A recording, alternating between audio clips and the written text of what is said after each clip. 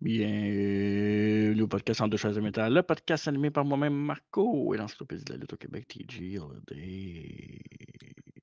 Comment ça va? Ouais, ça va gripper, ça va mal à la gorge, ça va. On s'en sortira pas cette année. Non, hein? Mais l'hiver, là, c'est à mi-chemin l'hiver, là. Je sais pas, mais j'aimerais ça juste avoir un break de 3-4 mois, là, tu sais, qu'il se passe rien. J'ai pas mal au ventre, pas mal aux oreilles, pas mal à la tête, pas mal aux fesses. 3-4 heures peut-être, 3-4 3-4 mois. heures. Oh, et on a une téléspectatrice aujourd'hui dans le podcast. Tu dis-tu allô aux gens? Dis allô. Parfait. Allô? Yes, sir! Fait que c'est ça. Ça Enfant donne pas ça numéro un pas en du tout. podcast. Non! Hein, un beau swerve, ça. Ouais. Fait que, ouais, c'est ça, exactement. Fait que c'est ça, mais c'est pas grave parce que on est là avec le podcast comme à chaque semaine. Puis cette Ouais. semaine, ben, c'est un gros podcast, une biographie, celle du mois de février. Celle de Sean Waltman, X-Pac 6, un des meilleurs in-ring workers de l'histoire, Mhm. main à terre. Puis un gars qu'on apprécie beaucoup, qu'on trouve drôle, qu'on trouve bon. Puis une carrière, une carrière qui a fait échapper puis qu'il a repogné au bon après. Il a été chanceux dans sa malchance. On va dire ça comme ça pour Sean Waltman. Qu'est-ce que t'en penses, toi? Ah ouais, il a survécu beaucoup de démons, là, on va dire ça poliment, là. Ouais, exactement, exactement. Fait que c'est ça. Mais par contre, il n'y a pas juste ça. Parce que la semaine passée, c'était à travers. Ben, il y avait ça aussi. NXT Takeover Brooklyn, New York. Avec évidemment le classique entre Sasha Banks et Bayley. Un très très bon podcast. Puis un événement très le fun à couvrir et à regarder. Fait qu'allez voir ça, allez écouter ça si jamais vous voulez en savoir plus sur nos plateformes. Et un très gros show d'à travers la table mardi passé, live sur YouTube, Twitch et Facebook. Marley Rose et Casey Diamond qui sont venus faire leur tour. Puis on était dans le deep. Hein. On a parlé de sujets polarisants. Évidemment, on a fait un spécial Karen où ce que toi, tu n'es pas capable de jouer le jeu puis de faire comme tout le monde. Non, j'ai parlé contre toi. C'est sûr que toi, Ben oui. t'écoutes pas quand je parle, je parle contre toi, t'écoutes pas. Fait que c'est normal que ça doit pas ça à la Ben, je tête. suis tellement habitué de me faire parler contre qu'à un moment donné, ça fait ça de même. Là, tu sais. Ton Fait que, système immunitaire, il comprend que c'est ça qui arrive, fait que ça ne dérange non. plus. Ouais, j'aimerais ça qu'ils fassent la même chose avec les microbes, mais c'est pas le cas. Ah ben là, m'en disant pas trop, là. Fait Ouais. que c'est ça. Puis la semaine prochaine, on sera de retour à 20h30, encore comme à chaque mardi. Fait que c'est ça. Fait que cette semaine, biographie d'Expact, as-tu quelque chose à rajouter avant qu'on rentre dans le vif du sujet? Euh, non, j'ai hâte de voir comment on va parler d'X-Pac là, aujourd'hui. Parce que, tu sais, évidemment, X-Pac, tu sais, comme tu as dit, c'est un worker de la business. Ouais. Mais il n'y a pas, genre, 150 matchs que c'est, wow, un esti de crise de match d'X-Pac, là. Il est solide, Pas mais d'accord avec ça, moi. ben, il y en a une couple, il y en a 3-4 peut-être, mais sinon, il n'y en a Ah, pas. ouais. Moi, j'en ai au moins 10 faciles en montant. Ouais, mais vraiment des matchs top, là, je parle. Là. Ben, des matchs qu'on se souvient aussi, là. Ouais, souvenir, oui, là, je me souviens de tout, fait que c'est pas une excuse. Là, Ouais, non, mais moi quand je m'en souviens, c'est. Ben, tu sais, est-ce que c'est tout le temps pour les bonnes raisons? Peut-être pas. mm-hmm. Mais là, quand je parle de souvenirs, c'est pas nécessairement des matchs 5 stars. Tu as des matchs là-dedans qui sont mémorables. Pas pour les mauvaises raisons, mais pour plus des stuns et des trucs comme ça. Là. Je pense entre autres au match contre Shane McMahon. Là. Ouais. Fait que, comme ça, c'est un match mémorable. C'est un bon match dans l'ensemble parce que c'est pas censé d'être aussi divertissant et aussi bon. Puis ça l'est. Fait que, Il y a pas juste deux matchs qui me sortent en tête quand je pense au One, Two, ouais, Three toi, Kid. on sait qui tu vas nommer. Là. Oui, c'est tout le temps le même gars que tu nommes. Puis, ça m'étonne que tu pas son manteau sur le dos. Hein. Ben, je l'ai en arrêt de moi. Je me mets si tu veux, me dérange pas. On en reparlera tout à l'heure. Ça. Tu iras le chercher quand ce sera le temps. Je m'en commander un, moi. Je m'en commander un à soir sur. C'est quoi le site? Mais ça, c'est pas le même. Là. Chalkline. Ah, Chalkline, ouais. Chalkline, chocolate. Chocoline. Mets ton manteau, encore en finisse. Là. Mais c'est toi qui a commencé. Je voulais pas le mettre. Là. Parfait. T'es prête? Oui, je t'écoute pour la biographie de Sean Waltman. Ouais, c'est bien qu'on soit en vert parce que Sean Waltman, originaire du Minnesota, la ville toute verte et toute blanche aussi parce qu'il neige tout le temps. Monsieur Waltman a eu une enfance, ben pas juste une vie d'adulte difficile, mais il a eu une enfance difficile quand même. Il a été élevé avec une mère monoparentale, donc beaucoup de problèmes à l'école, beaucoup de problèmes de comportement. Il était souvent laissé à lui-même, donc il fallait qu'il deal avec ses propres problèmes tout seul. Puis des fois, quand tu n'es pas outillé pour, ben, ça donne ce que ça donne, puis la vie suit son cours. Donc, Waltman a eu quelques problèmes ici et là, mais a toujours réussi à sortir la tête de l'eau, que ce soit à l'école ou dans les sports qu'il pratiquait. Évidemment, comme beaucoup de monde qui vont graviter ou qui vont rentrer dans le milieu de la lutte, Waltman était un fan de lutte. Donc pour lui, c'était comme un échappatoire, comme plusieurs d'entre nous. Là, je me mets là-dedans aussi, là, des fois, quand c'est un peu de la merde ou quand tu écoutes la lutte, pour vrai, peu importe ce qui se passe dans ta vie, quand ça va mal, puis tu écoutes la lutte, tu oublies tout. Quand t'es un fan, oui. C'est sûr que si t'aimes pas ça, ça va changer dans ta vie. Là, mais... c'est un peu bizarre quand t'as jamais écouté la lutte, puis tu vas mettre la lutte, moi. Ah ben, finalement, ça va bien. Mettre de bonne humeur. All right, let's go. J'aime pas ça, je suis rien, mais j'écoute ça. Ouais. Il va être entraîné par Boris Malenko et Eddie Sharkey. Donc, Boris Malenko, c'est le père de Dean Malenko, right? Oui. Ok, parfait. J'étais juste pas sûr, un complément d'information, mais je m'en doutais, là, mais c'est juste parce que, tu sais, des fois, c'est pas parce qu'ils ont le même nom de famille que. C'est son père ou c'est son oncle? C'est dans la famille, ça, c'est sûr, par exemple. Oui, ça, oui, là, mais.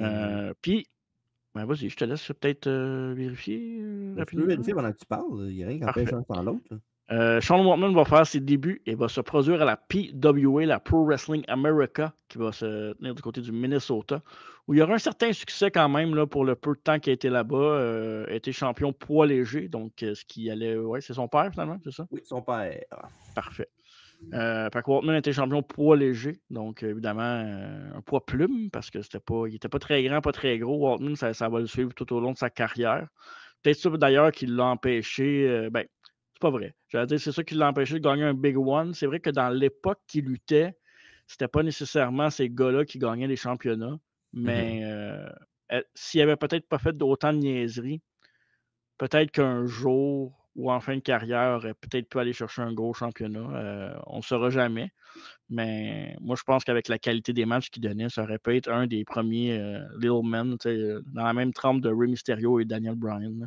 Mais Daniel Bryan là-dedans est un petit peu plus costaud que Waltman, mais ça reste quand même j'allais dire une petite personne, mais un gars de moins grosse taille. C'est pas un nain. Il est plus compact. Exact. Ouais, il est bien proportionné, Daniel Bryan, pour eux. Oui. Ouais, il est bien fait. Fait que c'est ça. Waltman il aura lutté au Texas par la suite pour la Global Wrestling Federation, étant le premier poids léger de la promotion ever. Et fun fact intéressant, c'est qu'il va battre Jerry Lynn pour remporter ce championnat-là du côté de. Oh, c'est l'Haïtien qui s'en vient. Oh, on est content. Ma bouffe, elle arrive. T'as entendu la petite sonnette? Non, j'ai pas entendu. Mais là, tu vas réchauffer ça tantôt? Hein? Tantôt, ouais. Ça se réchauffe mal, mais. Ouais, ça m'allait dire. Anyway, c'est moi. Moi, je suis carrément mange pas n'importe quoi, n'importe quand. N'importe où. N'importe quand. Tu fais ce que tu veux, c'est ta vie. Ton corps, ton choix. Parfait, c'est ça. C'est ça que j'attendais. Donc, ouais, fun fact intéressant. Jerry Lynn, qui était un des lutteurs les plus. Qui a aussi été un workhorse dans le ring pour les combats cruiserweight, mais aussi pour le in-ring style technique. Là, tout ce qui était technique, on peut le mettre peut-être dans la même catégorie que les Daniel Bryan puis les Christopher Daniels, ces gars-là, là, qui sont petits. Mais Lynn, je trouve que Lynn paraît beaucoup plus. Il y a une présence plus grande que tous ces lutteurs-là, là, les Danielson, Daniels et X-Pac. Non, tu trouves pas que Lynn est un peu plus. Non, je trouve que c'est pas mal similaire. Il n'y a personne qui sort du lot plus qu'un autre, je trouve. Moi, Jerry Lynn, évidemment, on le connaît tous de la ECW aussi, mais je l'ai beaucoup plus découvert du côté de la TNA à l'époque, parce que je suis moins le produit de la ECW. Évidemment, après ça, à force de les DVD qui sortent et de tout revoir les tapes, j'ai vu pas mal de classiques de Jerry Lynn à ECW, mais. Puis je l'aimais pas. Tu te souviens-tu que je l'aimais pas, Jerry Lynn, à un moment donné? T'en souviens-tu de ça? Non. C'est dur à dire quand j'aime personne, là, mais. Ouais, c'est ça l'affaire avec toi. C'est dur à déchiffrer. Mais non, je l'aimais vraiment pas, Jerry Lynn, au début. Puis plus que j'avançais en âge, puis plus que je comprenais la lutte, je te dirais, puis que j'appréciais d'autres styles de lutte, j'ai commencé à aimer un peu plus Jerry Lynn pour son travail en ring. Puis ça, c'est beaucoup à cause de Kevin Brien, là, quand il nous faisait écouter des Ring of Honor match-up. Toi, tu en écoutais déjà, là, mais c'est lui qui a comme amené cette culture-là chez nous avant ou après les matchs qu'on faisait. Fait que j'ai commencé à écouter plus, à m'intéresser plus à ce style-là à partir de ce moment-là. Mais Jerry Lynn vas-y. puis X-Pac, à cette époque-là, il y avait des grosses rivalités là-bas. Là. C'était pas mal Ouais. les work rate matchs. Puis c'est un peu comme comparer ça. C'est comme un peu la Jerry Lynn RVD, mais avec X-Pac un peu plus jeune. là. C'est le même genre de synergie de Ouais. rivalité. là. Ouais. Puis c'est dommage que. Ben, tu sais, ils se sont suivis quand même, là, Ouais. un peu à travers leur tournée des indépendants. Mais c'est sur un gros stage, c'est plate qu'on n'ait pas eu. Tu sais, mettons, la All Elite aurait existé à cette époque-là, avec Jerry Lynn puis X-Pac dans leur prime, mettons. Même un X-Pac après, mettons, après sa deuxième run de WWE, quand il est tourné sur les indépendants, ça aurait pu être le fun de voir ces deux-là. Je dis All Elite parce que c'est la compagnie qui nous donne ce genre de match-là qu'on peut voir, là, les matchs, les Dream Match. Donc, Mais, ouais, parce qu'en plus aussi, dans le temps de la l'Invasion, ben, ouais, X-Pac était là, puis Jerry Lynn aussi était là à la WWF. Fait que ouais, c'est ça. je sais pas si c'est arrivé. Ben, je pense qu'il y a déjà eu un match, mais tu sais, Pas à c'est la clair que ça n'a télévision. pas été. Ouais, c'est clair que ça n'a pas été tu sais, un bon 15 minutes à la télévision tu sais, à Raw, quelque chose du genre. On n'a pas eu ce match-là. Là. Puis d'information, en 2001, ils ont fait un match à Sunday Night Heat avec justement Jerry Lynn puis RVD pour le Hardcore Championship. Fait que, ils ont été à la WWF, puis on savait juste pas, mais puis pendant que je fais ça, je regarde du coin de l'œil le match, là, le début du match, puis c'est genre classique eux autres ECW, mais à Heat, là, fait que c'est Ouais. juste drôle. Ah, c'est cool pareil. Mais tu sais, c'est ça, eux autres. Mais Heat, pour vrai, on rit un peu de ça, mais Heat, il y a déjà eu de très bons matchs à Heat. Là. Ben oui, Heat c'était solide comme show, là. Pas tout le temps, là, remarque, là, mais quand il y avait des Ouais. matchs, souvent c'était des bons matchs. Là. C'est juste que tu n'avais pas les grosses histoires avec les Austin, Taker, tout ça. Au Quoique, début, ils l'ont oui. Au déjà début, fait oui. aussi. Là. Ouais. Ouais. Genre 98 à 99, à peu près l'année. Ben, la première année qu'ils ont fait le Heat vraiment à la télévision, Ouais. pas MTV, c'était à USA Network. Ben Mhm. oui, il y avait beaucoup d'art. Tous les lutteurs du roster étaient là. Je pense que le premier main event, genre un triple threat tag team avec genre The Rock, Owen Hart, Kane, Undertaker, toutes des affaires la même. Fait que non, pour vrai, ils utilisaient Ouais. beaucoup les main eventers au début. Mais avec évidemment tout ce qui continue, en même temps, c'est comme beaucoup d'affaires pour du monde. Il faudra acheter d'autres personnes au crew aussi. Là. Pourtant, avoir les mêmes lutteurs tout le temps, c'est plate. Là. Fait que... Mais des fois, il y avait des trucs intéressants de mid-card, là, des changements de titre, genre hardcore européen, ça arrivait des fois de temps en temps. Tag team aussi, c'est déjà arrivé du côté de Heat, je me trompe pas. Là. Exact. Fait que non, c'était quand même cool comme show. Fait que c'est ça. À l'âge de 20 ans, Waltman et son style bien à lui de High Flyer va faire un suicide dive et va se cogner la tête sur le ciment en faisant un suicide dive dans un show. Évidemment, il est allé voir un docteur après. Puis ça je mets un bémol là, parce que je vais dire ce qui est arrivé, puis après ça, je vais dire pourquoi je mets un bémol. Là. C'est que, dans le fond, le docteur il a dit après ça qu'il ne devait plus jamais lutter, que s'il mangeait d'autres coups, il pouvait rester soit paralysé ou ben, que ça n'allait pas l'aider. Mais ça, quand tu n'es pas souvent un professionnel signé avec une compagnie genre WWE ou vraiment une compagnie avec des médecins, là. Puis tu sais, oui, ça arrive pareil parce qu'à un moment donné, tu manges trop de coups, mais tu sais, les premières blessures que tu as, là, c'est comme moi, mettons, ou toi, on allait voir un médecin et on disait comment tu t'es fait ça? J'ai fait de la lutte. Ah ben là, tu l'as un peu cherché. Fait qu'arrête de faire ça. C'est Ouais, un c'est peu ça. Non, non. ce minding-là. Là. Mhm. Fait que c'est dur de se faire prendre au sérieux quand tu te blesses à la lutte et que tu n'es pas dans une compagnie billionnaire ou millionnaire. Là. Ouais, t'es comme un peu pogné avec ce qui arrive malheureusement dans ce temps-là. Là, c'est Et le jugement.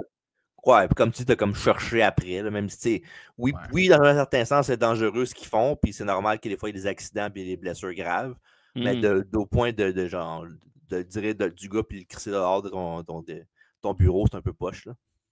Il ne ferait pas ça, mettons, avec quelqu'un qui fait un artiste de cirque qui tombe et qui ne dirait pas ben, arrête de faire du cirque. Ça ne serait pas vu de la même Ouais. façon.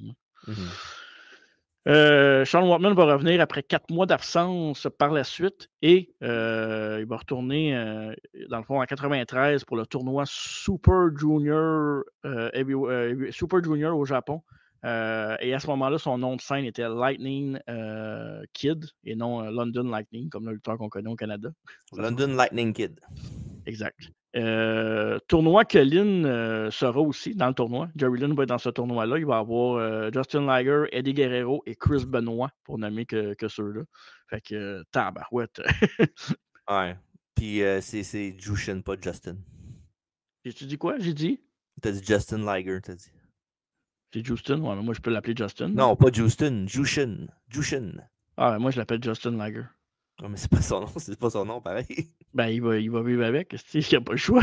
Si j'appelle l'X-Pac T-Pac, c'est pas T-Pac son nom, c'est X-Pac. Ou les Pac, peut-être. Ouais, ben là, l'X-Pac de Montréal.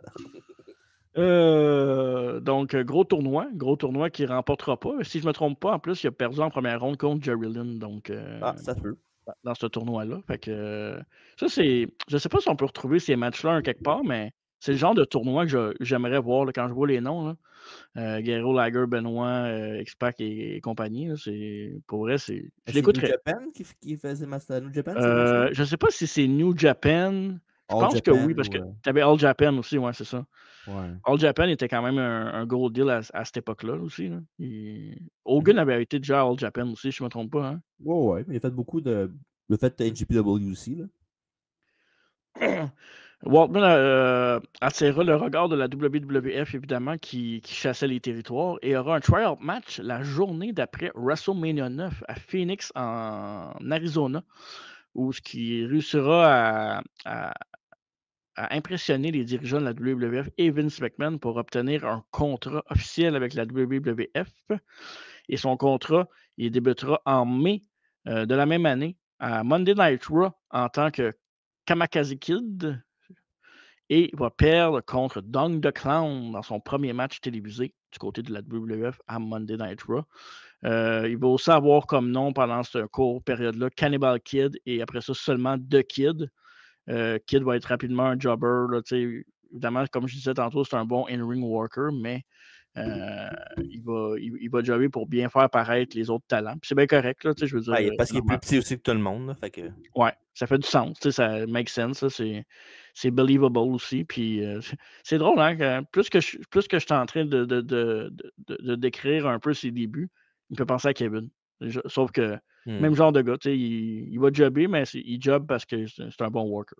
C'est une bonne main. Exact. Kid va ensuite confronter Ted DiBiase, qui va réussir. Attends, j'ai jumpé le Billy Gunn, excuse. Ouais, t'as jumpé genre son gros moment. Là. ouais, c'est ça. J'allais dire, ouais, c'est ça. Jusqu'à temps, il va être un jobber, jusqu'à temps qu'à un certain Raw en 1993, dans le fameux match, est-ce que c'est le plus gros upset de tous les temps? Oui. Mm-hmm. Ah ouais? Moi, je pense que oui. Quoi d'autre sinon? Ben, Rey Mysterio qui bat Kevin Nash. Bon, le monde, je pense que ça n'a pas fait tant d'affaires que ça pour Mysterio. Oui, tu vas me dire WWE après, mais je sais pas. Moi, je pense pas que c'est un si gros upset que ça. Là. Okay. Mysterio avait quand même un nom quand il a battu Kevin Nash. C'était pas un jobber qui a pris de la rue. T'as raison. Pour ça, t'as raison. Ouais. Moi, quand je pense à l'upset, j'essaie de voir plus ça. Genre, oui, évidemment, si, mettons, Zack Ryder aurait battu Johnson dans le temps, peut-être ça aurait été un gros upset. Là. Mais, tu sais, si un gars, c'est un jobber, puis la première affaire qu'il fait, c'est s'il va être un gars comme Razor Ramon qui était quand même. Tu sais, oui, c'était pas. Établi quand même. Ben, il était pas tant établi encore. Ben, il était établi quand même. Il a été pour le championnat du mondial à Wrestle Rumble 1993. Il y avait une grosse feud avec Ric Flair contre Perfect puis Macho Man. Fait que c'est quand même un. C'est ça, il y avait sa place, mettons. Ouais, il était en train de se faire pusher to the moon, mettons. Ouais. Et évidemment, lors de ce Raw, 1-2-3 Kid va surprendre Razor Ramon avec le fameux moonsault puis en pin avec les jambes comme ça qui bougent. Tu sais, ce combat-là, puis n'hésite pas à mettre la photo, hein, juste pour c'est vrai, je t'écoutais parler, j'étais tellement content que tu parles de ce match-là que j'ai oublié. Écoute, c'est malade, puis j'adorais tellement l'avenue de ce Raw-là. Ouais, la Hammerstein Ballroom, là. C'est tellement une belle arena pour ça. C'est tellement parfait. Ah non, Puis, c'est Manhattan Center, excuse. Ouais, mais même à ça, c'est le même look, là, Ouais. rendu là.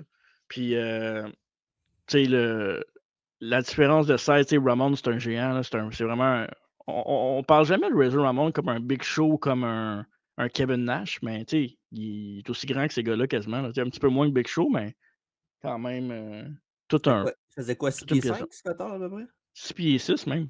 Moi, je m'allais dans les 6 pieds 6, me semble que c'était pas tant que ça. 230 livres à peu près, fait que 230, 240 livres, là. Fait que c'était pas un petit 6 monsieur. pieds 5. 6 pieds 5. Ouais, OK, parfait. 204. Aujourd'hui, c'est un peu moins ça, là, mais il a perdu un peu de pouce. C'est pas fin, ça. Mais non, tu sais que je l'aime, Scott, là, arrête, là. Ah oui, mais. Donc, c'est ça. Et ben, ça va mettre en tabarnouche Razor Ramon. Puis, écoute, c'est un des upsets les plus. Tu me dis si je te dérange? J'entends juste. Puis, ouais, c'est ça. Fait que, un des plus grands upsets de tous les temps, ou le plus grand upset de tous les temps, qui a mis One, Two, Three Kids sur la map. Puis, il a aussi commencé, ça a commencé à solidifier. À solidifier la relation entre Razor puis Sean Waltman, qui évidemment plus tard on va en reparler, mais qui vont devenir très proches dans un certain groupe select. Ouais. Puis non, pour reste ce match-là, la victoire du Kid contre Scott parce qu'il oui, au début c'était Kamikaze Kid, après c'était Cannonball Kid, c'est juste The Kid. Ouais. Puis avec ça, ben, vu qu'il a battu Razor Ramon 1, 2, 3, ben il l'a appelé 1, 2, 3 Kid. Puis c'était cool. Là. En plus, la fois, il aimait ça scander ça quand il gagnait. Puis si vous voulez plus de détails sur ce match-là, ben, c'est pas un long match, remarque, là, mais on a fait le rush, justement. On l'a fait dans l'histoire il n'y a pas longtemps. Ben, une couple de mois de ce show-là. Et aussi, dans ce show-là, c'est aussi Shawn Michaels contre Marty Jannetty pour le championnat continental que Marty gagne. Puis Yokozuna contre Kamala. Fait qu'allez voir ça dans nos archives du podcast, c'est là quelque part. Méchant chaud. Ouais. Là, j'ai pu faire un upset moi aussi, mais c'était plus un job match. Ouais, exact. Un squash. Exact. Et bien, évidemment, ça va mettre Razor Ramon en beau tabarnouche, qui lui, après ça, va vouloir avoir un rematch contre le 1-2-3 Kid. Puis, il va demander un rematch. Il va mettre 10 000 de son argent personnel en jeu. Donc, fait quand même intéressant. Et c'est là que 1-2-3 Kid va voler le sac d'argent de Razor Ramon et s'enfuir par la suite. Dans un show qu'on a reviewé aussi, je pense, hein, celui-là, avec le sac d'argent. Non. Non, nous, on a fait celui avec la couche. Hein? Ouais, In Your House, Rage in a Cage. Exact. Puis après ça, évidemment, ben, on peut en parler là, de In Your House, Rage in a Cage, parce que c'est pas tellement longtemps après, me semble. Hein? Ben, c'est quand même en 96. Là. Ouais, c'est 3 ans après. Ouais. C'est 3 ans plus tard. pas si long que ça. Ah non, on va finir après, c'est pas grave. Non, mais on peut faire une parenthèse parce que j'en reparlerai pas tant que ça, mais de ce combat-là entre Kid et. Puis c'est drôle parce qu'il y avait des DiBiase aussi qui étaient. Ouais, avec le Kid. Avec The Kid dans cette storyline-là. Ben, parce qu'il est dans la Corporation. Exact. Ça, on va en parler tantôt, par exemple. Oh, ouais, on n'a pas le choix. Hein? Pas le choix de parler. On n'a pas le choix de parler de quoi? Ton micro. C'est la meilleure faction de tous les temps, fait qu'on n'a pas le choix d'en parler. Ouais, mais t'as ton micro occupé pendant que tu disais ça, fait que j'ai pas compris ce que tu as dit, fait que c'est correct. Ok, je pensais que. Tu m'entends bien, oui, toujours? Là, oui, je t'entends bien, mais je parlais peut-être des DiBiase avant ça, j'ai pas entendu. Et pendant cette période-là où il va battre Razor, qui va voler son argent, ben, il va aussi avoir le dessus sur Ted DiBiase, il va le confronter et il va réussir à le battre aussi. Donc, bon, c'est pas un aussi gros upset de battre Ted DiBiase, mais c'est quand même un gros nom à l'époque pour Kid. Là, je veux dire, il bat Razor puis il bat Ted DiBiase qui était une légende. Fait que... Ouais, c'était hot ce match-là parce que DiBiase, il voulait écœurer Razor Ramon en disant que je vais battre le gars qui t'a battu et qui t'a humilié, moi le battre facilement, moi, plus facilement que toi. Puis évidemment, il l'avait battu, il a fait le $1 Dream, puis comme un épée, il a lâché la prise. Puis il a regardé Razor, puis il s'est juste mis coucher le dos sur le kid avec les bras de même, comme un prise d'épée. On lui se pognait les bras, puis il a fait un crucifix pour le 1, 2, 3. C'était en Christ. C'était bien pensé. C'était sans Christ ce finish-là. Puis c'était bien pensé. Puis rapidement, tu as parlé vas-y. du match avec l'argent, puis toute la Ouais, bounty de Razor Ramon pour le Kid. Ben, dis-le, c'est ouais. ça a monté de semaine en semaine le montant parce que le Kid dit ben c'est beaucoup d'argent, mais il faut que je pense à ma santé, puis il va vouloir me tuer, il va m'arracher la tête, Monsieur Ramon. Puis c'est vrai, il l'appelait de même, Mr. Razor Ramon. C'est comme Monsieur Alfredo, mais Razor Ramon. Ouais, ben, il était poli, hein, c'est ses aînés quand même, c'est un Ben kid. oui. Mais les jeunes. Yo les jeunes! Yo. Puis ouais, ça fait que. Puis dans ce match-là, il y a la fin du match. Puis t'as parlé tantôt il y a une commotion sur un suicide dive, là. Mais c'est Ouais, similaire, exact. c'est similaire à ce qui est arrivé avec ça là, dans ce match-là. C'est un moment donné, il y avait un spot en bas du ring, il fallait qu'il fasse un dive. En fond, c'est ça. Avant qu'il fasse le dive, Razor a fait son fameux spot où il veut faire Razor's Edge, puis il enlève le tapis pour faire comme si c'était pour le faire dessus, là, le tapis bleu en bas du ring. Là. Ouais. Fait qu'il a fait ça, sauf que le kid l'a backdroppé, puis il est monté sur le top rope après, dans le ring de top rope, puis il est tombé il a pu faire un dive sur Razor Ramon, mais il a glissé. Fait qu'il est tombé tête première sur le concrete, puis il était concuss, il avait une commotion, il était commotionné. Puis il avait raconté plus tard, beaucoup d'années plus tard, comme quoi il était legit knockout, puis il fallait qu'il se pousse avec le sac d'argent. C'est Razor qui a fait la job, qui le poussait pour qu'il continue à aller plus loin. Puis, J'ai vu ce shoot interview-là, puis il montrait l'image en même temps. Puis c'est vrai que tu vois Razor vraiment, genre, ça paraît. Peut-être que sur le moment, sûrement quand on l'a vu, on s'est dit comme, c'est un peu fake. Mais quand tu le regardes après, tu fais comme, ok, ouais, clairement, il s'est passé quelque chose. Là. Parce qu'il fallait qu'il parte avec l'argent, puis que Razor le rattrape. Mais il allait tellement slow que Razor, il fallait qu'il prenne tout son temps, puis après ça, il commençait à le pousser. Puis rendu un peu plus loin, il a fait son spot comme prévu, là, puis tout. Là. Mais c'est ça, c'est quand même drôle pareil, là, même si ça aurait pu être très très grave. Là. Il aurait pu finir sa carrière d'être là, se casser le cou, puis whatever. Mais pour le moment, ce moment-là, c'était drôle. Là. Ouais.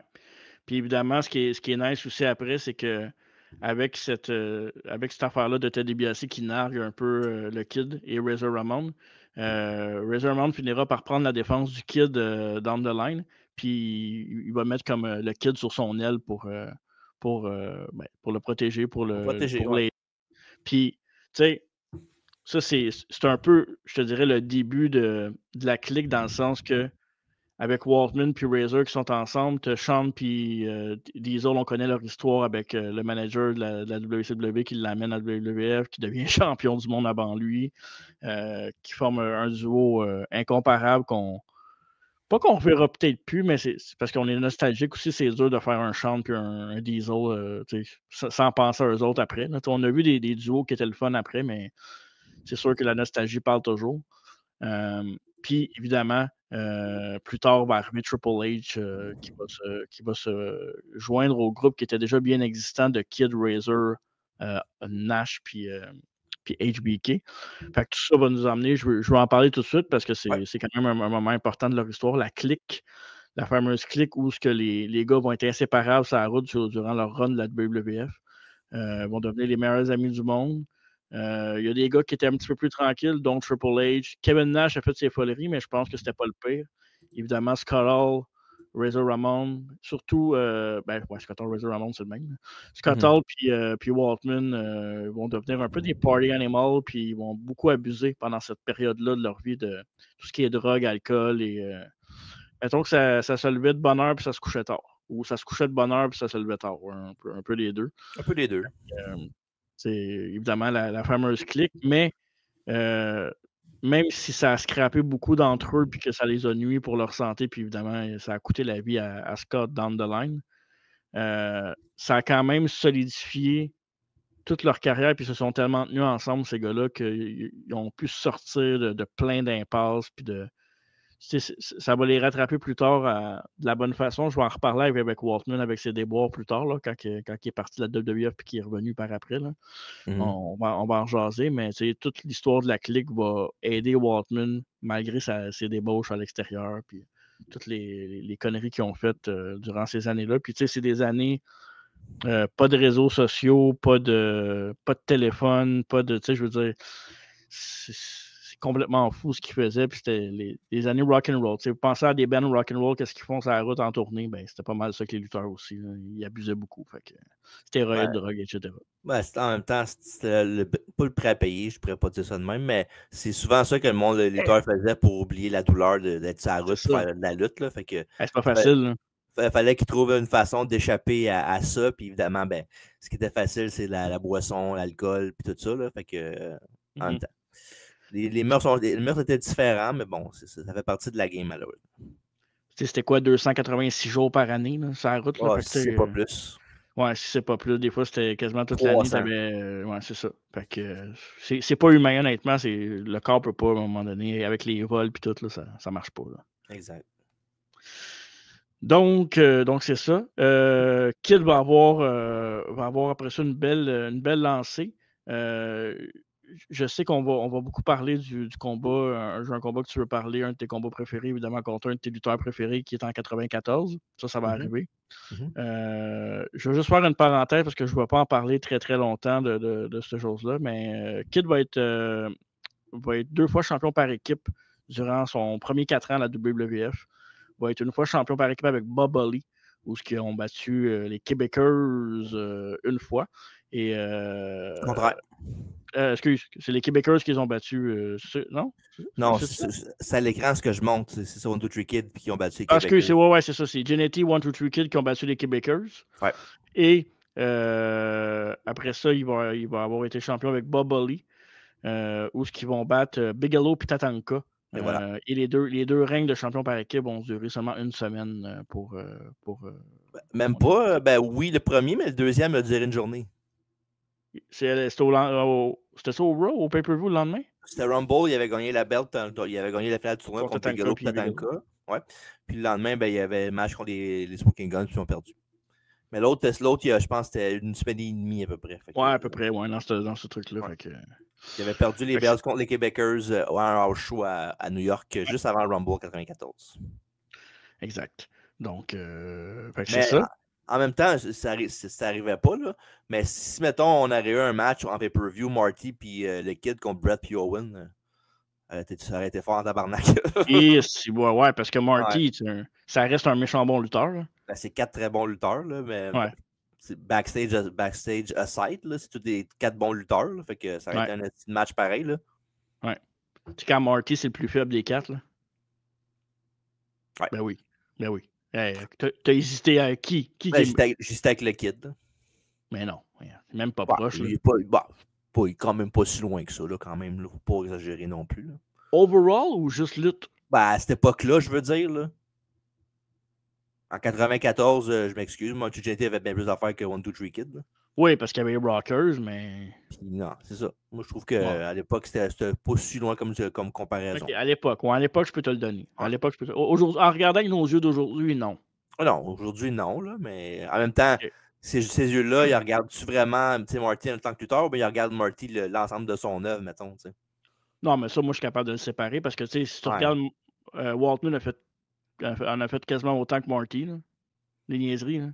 C'est juste que ça a été moins. Je sais pas. Ça a été moins. Comment je pourrais dire ça? Médiatisé. Ouais, puis moins nuit directement dans la compagnie. Lui, il les a fait plus après, là, tu sais. À soit à WCW ou hors ring, là, tu sais. Genre une nuit, mettons, là. Une nuit. Juste une petite nuit. En Chine. Hey, franchement. C'est ça le nom du film. En 94, Sean Waltman va avoir la chance unique d'affronter un des meilleurs lutteurs de l'époque et encore aujourd'hui, Bret le Hitman Hart, à un Raw pour le championnat de la WWF.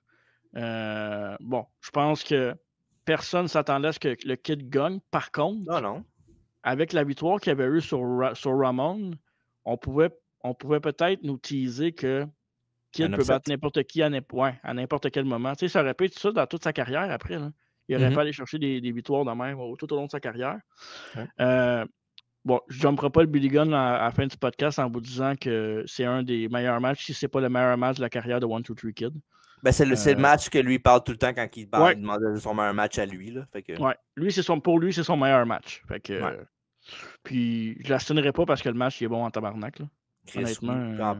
En plus, il y a quasiment 20-25 minutes à peu près le match avec, Ouais. avec un commercial break en plein milieu. Puis ce qui est drôle là-dedans, c'est dans ce match-là, il y a deux finishes, si on veut. Là, parce que avant la première pause commerciale, ben, il y a genre un finish, genre Kid veut faire un crucifix spin à Brett, puis Brett fait juste tomber en Samoan drop. Puis il compte, puis ça fait le 3, sauf qu'au compte de 2, ben, Kid met son pied sur la corde, puis le ref le voit pas, mais Brett dit non, il a le pied sur la corde, on continue le match, puis tout. Puis ils ont continué le match, puis après, il était à la pause commerciale, puis on est revenu. Fait que c'est quand même cool qu'il ait fait ça, là, même s'il était pour perdre le match en bout de ligne. Est-ce que tu sais si c'est Brett qui avait demandé à worker avec lui? Probablement, j'imagine. Je ne pourrais pas te confirmer. Non, mais tu sais, Sûrement parce que oui, tu là, sais, mais pourquoi Kid aurait eu un combat de championnat WWF contre Bret Hart? ben, c'est à Raw, là. C'est pas. Non, je sais, mais je veux dire, il n'y a pas Ben, vraiment de raison. fighting champion, il peut défendre Ok. contre n'importe qui, n'importe quand. Là. C'est pas mal ça que je vois comme raisonnement. Là. Mais il me semble Ouais. qu'il avait gagné un match, il me semble, Kid, pour un title shot. Si je me Ouais, trompe pas, possible. je pense qu'il avait battu Nikolai Volkov en affaire de même, je sais pas trop. Là. What? Ouais, C'est le number one contenders match. ouais, ben là, c'est dans le temps que Volkov était dans la Million Dollar Corporation, un autre beau membre de l'équipe. En Puis, 94. en 94 en plus. Pas en 84. Pas en 84, là. 94. Puis ce qui est drôle Puis, avec Volkov, c'est qu'il vas-y. lui, avait pas un signe de pièce, il avait un signe de scène en arrière du son maillot. C'était malade. Coûtait moins cher avec le taux de change. Ouais, exact. Puis, je fais une brève parenthèse parce que je t'ai demandé si tu lui qui as demandé le match. Parce que je veux faire un saut dans la lutte moderne d'aujourd'hui. Puis, le Elimination Chamber avec Kevin Owens contre Sami Zayn. Apparemment, c'est les deux gars qui ont demandé ce match-là à Toronto. C'est une demande d'eux autres. Donc, fait que c'est ça. Fait que, puis, ils se battront pas à Mania contre. Là. Ça n'arrivera pas. Ben, rendu là, non. Là, ça va être sûrement un KO contre Kevin Owens. Puis Puis, c'est Karrion Kross contre Zayn. Ils vont se faire ça pour vrai? C'est vraiment le Ouais. plan? Ouais, c'est ça. Ben, pourquoi? C'était pas un des meilleurs, Karrion Kross? Non, il est bon dans les storylines, mais c'est pas un très bon lutteur. Il est correct, mais sans plus. Là. Ben, il donne une chance. Ils vont worker qu'un des meilleurs. C'est un Triple H guy, hein? C'est Sami Zayn? Ok, pas ça. C'est Karen Cross qui va donner une chance contre un des meilleurs à Sami Zayn. C'est pas le contraire. Et là là. C'est drôle parce que juste avant, tu as dit le contraire, mais bon, ça c'est. Je sais, mais c'est pas le personnage qui embarque. Ouais. T'es un personnage, là? Ça m'arrive. OK. Fait que je vous conseille vraiment ce combat-là, là, évidemment. Ouais. C'est pas une storyline en tant que telle, mais c'est un. On dirait qu'il fait dodo sur son papa là-dessus. Si vous l'écoutez sur YouTube, la bouche ouverte, il est bien. Il est tout bien, il vient de finir sa sieste. Je recommencerai plus, papa, je te jure. Hey, merci Papa pour le nouveau char. Bref, évidemment, la liste est longue. Là. Je pense qu'à un moment donné, il va falloir quasiment essayer de prendre tous les matchs de Brett puis je sais pas, de décortiquer ça parce qu'il y a On trop va faire un de. tournoi, genre, mettons. Là. Ben, pas nécessairement un tournoi, mais un Bon, on l'a déjà podcast fait. Ouais, non, je sais, ouais. Mais Ouais. un podcast pour parler peut-être des matchs. Ce qui serait le fun, c'est oui, un top des meilleurs matchs comme on a fait, mais peut-être des matchs obscurs de Brett qu'on n'a jamais parlé ou que le monde ne parle pas. Ça serait, tu sais, de peut-être fouiller dans ça. Je pense que ça pourrait être intéressant parce que à chaque fois qu'on fait un review, un podcast, une bio, n'importe quoi, je pense qu'il est aussi. Lui puis Jeff Jarrett, puis Jerry Lawler, c'est les trois lutteurs pour des raisons différentes qu'on parle tout le temps. Ouais, mais tu sais, les sites qui existent aussi pour faire les rankings de quelque chose, là, des tier lists qu'ils appellent. Là, fait que, Ouais. on pourrait faire ça des matchs de Brett, c'est sûr. Là, mais Ben, oui. les matchs obscurs, mettons, ben, c'est pas un match obscur, mais Brett contre le Sultan. Tu sais, je veux dire, nous autres, on l'a vu le match. Il y a eu un bon match contre le Sultan. Ouais, ben là, je trouve ça un peu insultant là, que tu dises ça dans cette. Non, sans joke, là. Non, mais je sais pas. Je trouve pas que c'est. Si mettons, tu peux me dire, mettons, je sais pas, moi, contre Rocky Maivia, Oui, non. contre Bob Backlund, le match que Bob Backlund tourne heel, peut-être des matchs de même, mais match contre le Oui. Sultan, je vois pas. Là. Non, mais il était pas si pire que ça, là. Ben, je sais pas. Là. Non, mais je te dis ça dans le sens que il y a personne qui parlerait de ce match-là, tu comprends? Mais. Ah ouais, ben ça, c'est sûr. Il y a une raison, Non, peut-être mais. ici. Oui. Ouais, mais je sais pas. Là. Non, mais tu comprends, arrête de niaiser. Mais je suis comprends, sûr que oui. le match n'est pas si pire. Je comprends, oui. Je vais m'écouter ça tantôt. C'est bon, tu me diras Note. ça Note. tantôt. Me semble. Hey, je dis ça, mais. J'ai même pas aucune recollection qu'il y a un match de même à TV, oui, ça. Ah oui, c'est à Raw. Excusez. C'était Raw, puis il y avait une clip qui passait sur Twitter à un moment donné de ce combat-là. Puis il avait OK. été partagé par je sais pas qui. Là. Puis il y avait quelqu'un qui avait dit Brett est capable de faire des bons matchs à n'importe qui. Là. Ça, on le sait, là, mais. La WWF Superstar. Ça se peut-tu? Ouais, je pense que oui. Ouais, mais oui. Puis il y a même un bum sur une table en bas, je pense, me semble. Quelque chose. Ça se peut-tu? Ouais, pour Superstar, t'es sûr qu'ils ont fait ça? On dirait que j'ai un souvenir de ça. Peut-être que je mélange deux matchs, mais. Ben, ils ont sorti une couple d'années des VHS, pas des VHS, mais des DVD où c'est des matchs unreleased, là, genre que le monde n'a pas vu, là, avec pas de commentaires. Peut-être que c'est là-dedans, peut-être que je me rappelle pas, mais il y a un match à Superstar, en tout cas, ça c'est sûr. Ouais, mais moi j'ai vu ce match-là en clip sur Twitter, en tout cas, ça c'est sûr. Okay. Mm-hmm. En 95, le Kid va effectuer son heel turn et va rejoindre la très célèbre Million Dollar Corporation et sera placé souvent aux côtés de Sid, qui va être un peu son genre de bodyguard. Oh, pourquoi? Non, parce que tu parlais de DiBiase, je suis parti. Oh my god! Là, j'étais comme ça à bugger. J'ai vu le quiétude dans ton regard, j'ai vu ça tout de suite. C'est pas une bonne journée pour faire ça. C'est pas une bonne Ah, ben là, trop tard, j'ai fait. Ouais, c'est ça. ça. On, va faire, Et, on fera ça tantôt, mais qu'on se voit. Non, pas vraiment, non. Ah, comment? T'as besoin d'un hug, je te connais. Donc, c'est ça, il va joindre la Million Dollar Corporation, l'excellente Million Dollar Corporation, et il va être, comme je disais tantôt, associé à Sid comme qui va être un peu plus son bodyguard, là, qui va l'accompagner pendant ses matchs. Tag team partner. Ouais, tag team partner. 1, 2, 3 Sid. Ce serait ça le nom de l'équipe. Mais non. Ben oui. Mais non, il n'y avait pas de nom d'équipe, arrête. Ouais, 1, 2, 3 Sid. Ben oui, je te dis. Non. Je te dis, je te niaise pas. Ils se sont jamais fait appeler 1, 2, 3 Sid. C'est malade, ça. C'est malade comme nom. Ils se sont jamais fait appeler de même, essaye pas. Psycho 3. J'aimais mieux l'autre. Psycho Kids. Donc, mais par contre, il ne fera pas grand-chose dans Million Dollar Corporation. Ben, là, tout tu dirais. Shocking.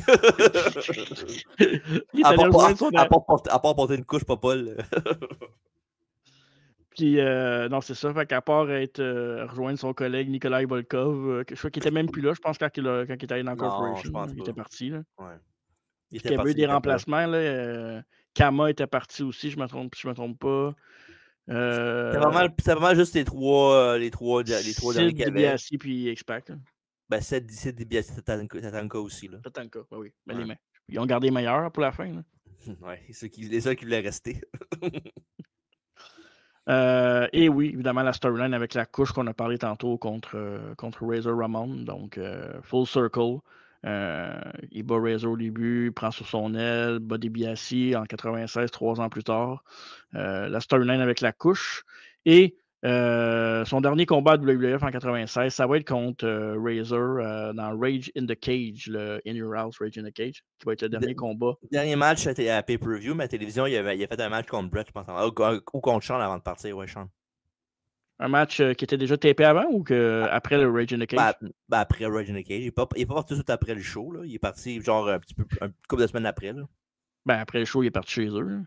Ben, il est parti au moins se dépoudrer les faux fun. Puis, ah ouais, c'est vrai qu'il y avait ça fait un changement de se dépoudrer le nez. Ben, pour moi, cette fois-là, c'était pas de sa faute à lui. Est-ce qu'on n'est pas correct, hein? Ben là. J'aimerais ça l'avoir sur le podcast. Je sais que ça se peut pas. Ça serait mal. Ben, faut jamais dire jamais. Là. Ça se pourrait, mais on sait jamais. Mais un gars, je serais vraiment, vraiment excité, là, mettons. Ouais. Là. Vraiment, vraiment. Excité pour X-Pac. Ça serait là, dans le même range que DiBiase puis Raymond Rougeau. Ah ouais. C'est possible. Là, il fait des entrevues un peu partout, mais il en fait, c'est sûr. Il a encore son podcast, hein, je pense. Je sais pas. Pas sûr. Peut-être pas. Hein. Probablement pas, mais c'est quoi? C'est 1, 2, 3 60, je pense, c'est ça, hein? Ouais, c'est ça, ouais. Il aurait dû l'appeler 1, 2, 3 Sid. Je te dis que c'est malade. N'importe quoi. Mais ils se sont jamais appelés de même pour vrai, par exemple. Non, je dis. Fait que c'est ça. Scott Hall, ben, Waltman va partir de la WWF et va suivre aussi après Scott Hall et Kevin Nash pour aller du côté de la WCW. Une des raisons pourquoi Waltman est parti, évidemment, il y avait beaucoup de problèmes à l'extérieur du ring, mais avec la WCW, il allait gagner plus d'argent en faisant moins de dates. Donc, évidemment, Hall et Nash ont été une des raisons pourquoi Waltman a suivi, évidemment, la clique. Et il voulait gagner plus d'argent aussi. Fait que, on sait que la clique était des businessmen, surtout Nash. Donc, il a encouragé ses amis à aller avec lui. Quoique, Hall était arrivé avant Nash, par exemple, à Nitro. Ouais, ben oui, genre 3 semaines avant, je pense. Ouais, exact. Mais le deal était quand même signé en même temps. Oh, le deal est signé, mais ça dit Shane McMahon, pas Vince McMahon. Ouais, ça n'a pas marché, ces affaires à Shane, hein? Ben, je sais pas, avec les demandes qu'il y avait, je sais pas pourquoi. Hein. Et là là, j'ai tellement étonné. Mais au moins, Tony n'est pas complètement débile. Ouais. C'est son bébé, il donnera pas ça à un McMahon. Mais non. S'il a fait une compagnie de lutte, c'est pas pour la donner à quelqu'un. Surtout pas à un McMahon. Ah ben, je pense pas qu'il va me crosser, c'est un McMahon. Ah ben oui. Ah ouais, c'est ça. T'allais-tu dire quelque chose après? Parce que tu cherchais un complément d'information, non? Ben, je cherchais pour son podcast, mais je pense, le dernier podcast que j'ai vu, je pense que c'est 2021. Fait que d'après moi, il le fait plus, je pense. OK. C'est une décision qui aurait pu aller beaucoup en faveur de Sean Waltman pour joindre la clique, parce qu'en 96, évidemment, ça a été des grosses années pour la WCW, avec l'arrivée de la NWO, avec Hogan, avec Macho Man, toutes ces storylines-là, les Flair, etc. On aurait pu penser que Waltman se serait bien glissé dans tout ça.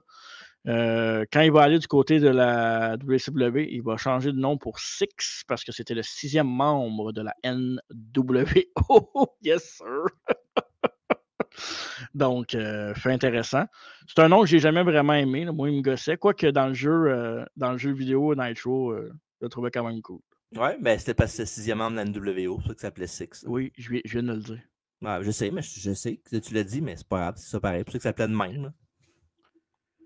Il l'appelait Six-Pack aussi, non? Ouais, ben comme moi, comme on m'appelle. Six-pack. Six-Pack de bière. Ouais, okay. Ah, ok. Ouais. Correct. Mais c'est toi qui bois de la bière. Comment ça, tu bois encore, toi? Toi et Fredo, vous êtes sur le party à soir? Non, je vais t'expliquer pourquoi que je bois de la bière, là, plus que ce temps-ci. Là, parce qu'il y avait le party du Super Bowl une couple de semaines. Puis j'avais acheté une caisse de 12 pour le monde. Puis je n'ai pris une dedans, personne ne l'a pris. Fait que là, je suis rendu avec une caisse de 12, il faut que je finisse. Fait que c'est ça. Mais c'est des petites, là, c'est des à peine 355 millilitres. À peine. On régulier, là. Ben, des petites On canettes. est commandité pour que tu montes ça et que tu parles de ça? Oh, ben là, c'est toi qui a dit qu'il a parlé d'alcool. Je vais juste te répondre que tu as raison, mais pour des raisons autres que tu penses. Kid va avoir de très bons combats quand même, malgré le manque d'exposure et de. Pas d'exposure parce qu'il était avec la NWO, mais tu sais, mettons Puis il y avait tellement de monde, tellement de vedettes qui étaient comme. Ils se fondaient un peu dans la masse, on pourrait dire. Il n'y avait pas l'impact qu'il y avait du côté de la WWF, puis il n'y avait pas le.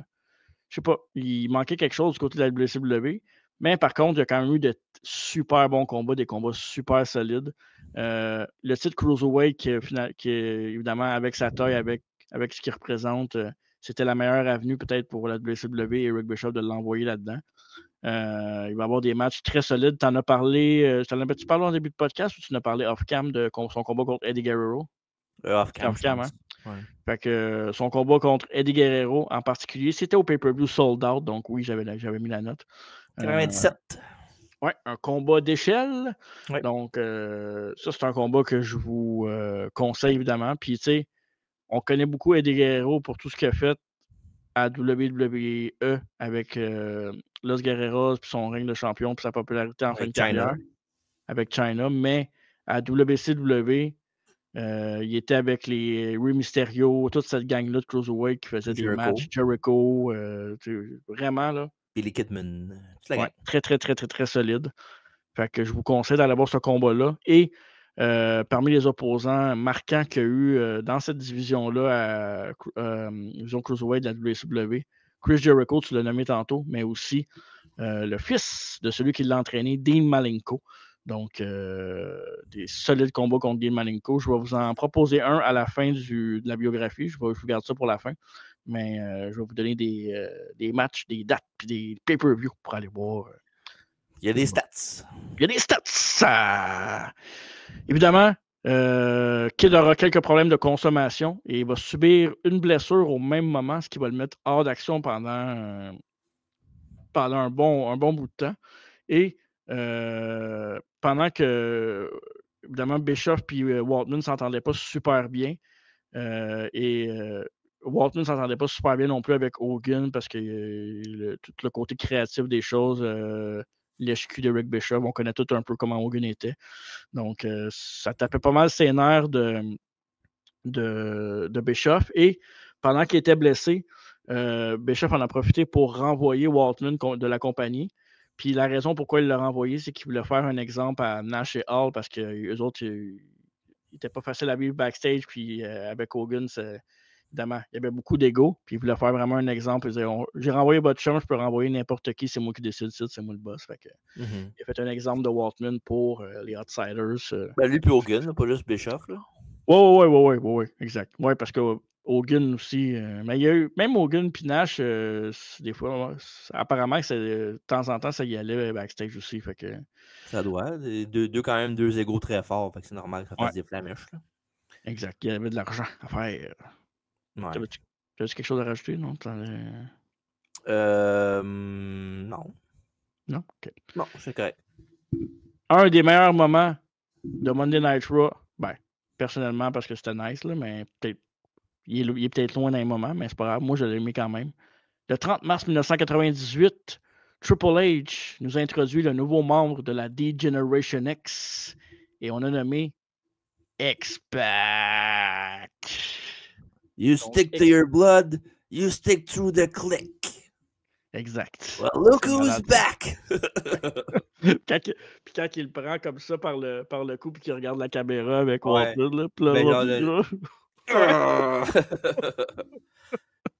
et évidemment, Waltman en profitera en prenant le micro pour lancer des flèches à Bischoff puis Hogan puis à WCW. Puis je te laisse le dire parce que ça va être plus drôle. Hulk Hogan, you suck, pal! C'était malade. Mais le meilleur bout, c'est à la fin, là. And it starts tonight! Puis il lance le micro. Puis c'était quasiment un Mike Tyson. Il était tout le temps. Il sautait partout avec son signe de la DX. Il était écœurant. Pour vrai, c'est une des meilleures promos. Ben, pas promo dans le sens que c'est un masterpiece, mais il y a comme beaucoup d'émotions. C'est drôle, puis en même temps, Ça nous c'est fait rire. efficace. C'est plus pour ça qu'on dit ça, je pense. Ouais. Mais la promo était quand même nice. Là. Il y avait beaucoup de vrai là-dedans. Là. Il y avait beaucoup d'émotions. Là. Ça paraissait qu'il était en tabarnak et qu'il voulait dire ce qu'il pensait là. Donc, évidemment, pendant ce temps-là, il va s'en suivre la guerre avec la WCW. Évidemment, la DX qui va être reformée parce que Shawn était parti. On connaît tous sa blessure après son combat contre Austin à WrestleMania. Ils ont remplacé Shawn par Shawn. Ouais, Shawn Michaels par Shawn Waltman. Triple H devient le leader. On va emmener avec lui aussi les New Age Outlaws qui vont être là. Billy Gunn et Road Dogg. Est-ce que Chyna, non, ouais, Chyna était là à l'époque aussi. Chyna qui était là. Puis, évidemment, tu sais, il y a beaucoup de monde qui. Ben, moi, le premier qui préfère cette DX-là, je pense que les Outlaws, X-Pac, Triple H, Chyna, c'est la meilleure version. J'aime mieux cette version-là que la première DX. Là. Je comprends que dans la première DX, c'est différent, puis Shawn est quand même divertissant. Mais je trouve que all around, cette DX-là est meilleure. Mais la DX, que quand ils ont refait dans les années 2006, 7, 8 avec Michaels, quand ils sont revenus, c'était quand même crissement divertissant. Là. C'était bon, c'est drôle. C'était vraiment bon. Puis tu sais, ils essaient de faire ça PG un peu, mais ils réussissaient à être edgy un peu à leur façon. Fait que... Puis avec Vince, ben, ça donne toujours de la bonne télé là, avec les DX puis Vince. Fait que... Puis il n'y a eu pas juste eu Vince, il y a eu plein d'autres affaires. Donc, évidemment, ils vont aussi, comme je disais tantôt, la guerre avec la WCW, on va se rappeler du fameux temps où ils sont allés à Monday Night Raw, où ils voulaient rentrer dans le building de la WCW avec le tank de guerre. Ouais, le Jeep, là. le Jeep, ouais. Mais c'était un tank, là. C'était leur tank pareil. Ouais, mais c'était un Jeep qui a mis une affaire de... Un canon.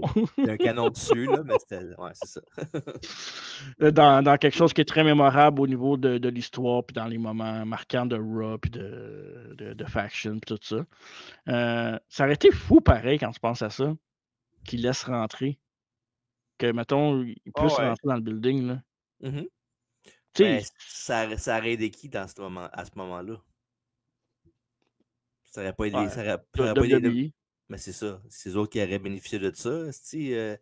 On a fait tellement marcher la compétition qui nous amène sur leur show, puis qui nous laisse rentrer puis nous casser la gueule. Mais j'aurais Ouais, aimé ça, j'aurais aimé ça qu'ils rentrent dans la place, puis le premier gars qui pogne, c'est genre Ming. Oh oh. mais tu sais, mettons, ils avaient laissé rentrer jusqu'au ring. Il aurait pu juste sortir le backstage puis il aurait pu casser la gueule à DX pour vrai. Là. Il aurait pu shooter pour vrai. Là. Ouais, c'est sûr. Fait que tu sais, est-ce qu'il serait vraiment rentré jusqu'au bout? Je sais pas. En même temps, il était quand même 5, là. Fait que, Avec un tank. avec un tank. Puis un faux tank puis un canon. Fait que, un Ouais, faux c'est ça. canon. Mais non, c'était quand même très divertissant. Évidemment, après ça, cette DX-là et surtout X-Pac, on va se souvenir beaucoup de la rivalité contre la Nation. Avec des moments, comme on a déjà parlé, très discutables avec quand ils se sont déguisés, évidemment, avec les blackface, avec toutes ces choses-là. Et va s'en sortir de là une belle rivalité pour le titre européen, entre autres, entre X-Pac et D'Lo Brown. Puis, tu sais, on l'a déjà dit souvent, là, mais D'Lo Brown, c'était tout un walker in ring. Ouais. Le meilleur lutteur de la nation in ring. C'est ça que j'avais dit la dernière fois? Ouais, on avait dit ça, ouais. On avait dit ça. Fait que, ouais, le meilleur lutteur. Puis, contre X-Pac, je pense que dans l'Attitude Era, mid-card, c'était peut-être les meilleurs matchs de l'Attitude Era au complet. Là. Mettons, si je prends cette ère-là, je pense que D'Lo, X-Pac, mid-card, il n'y a personne d'autre qui a coté ces matchs-là. J'ai Ouais, l'impression. il y a une bonne chimie ensemble, les deux. Puis c'est deux gars quand même assez jeunes, relativement jeunes encore à l'époque. Là. Il Ouais.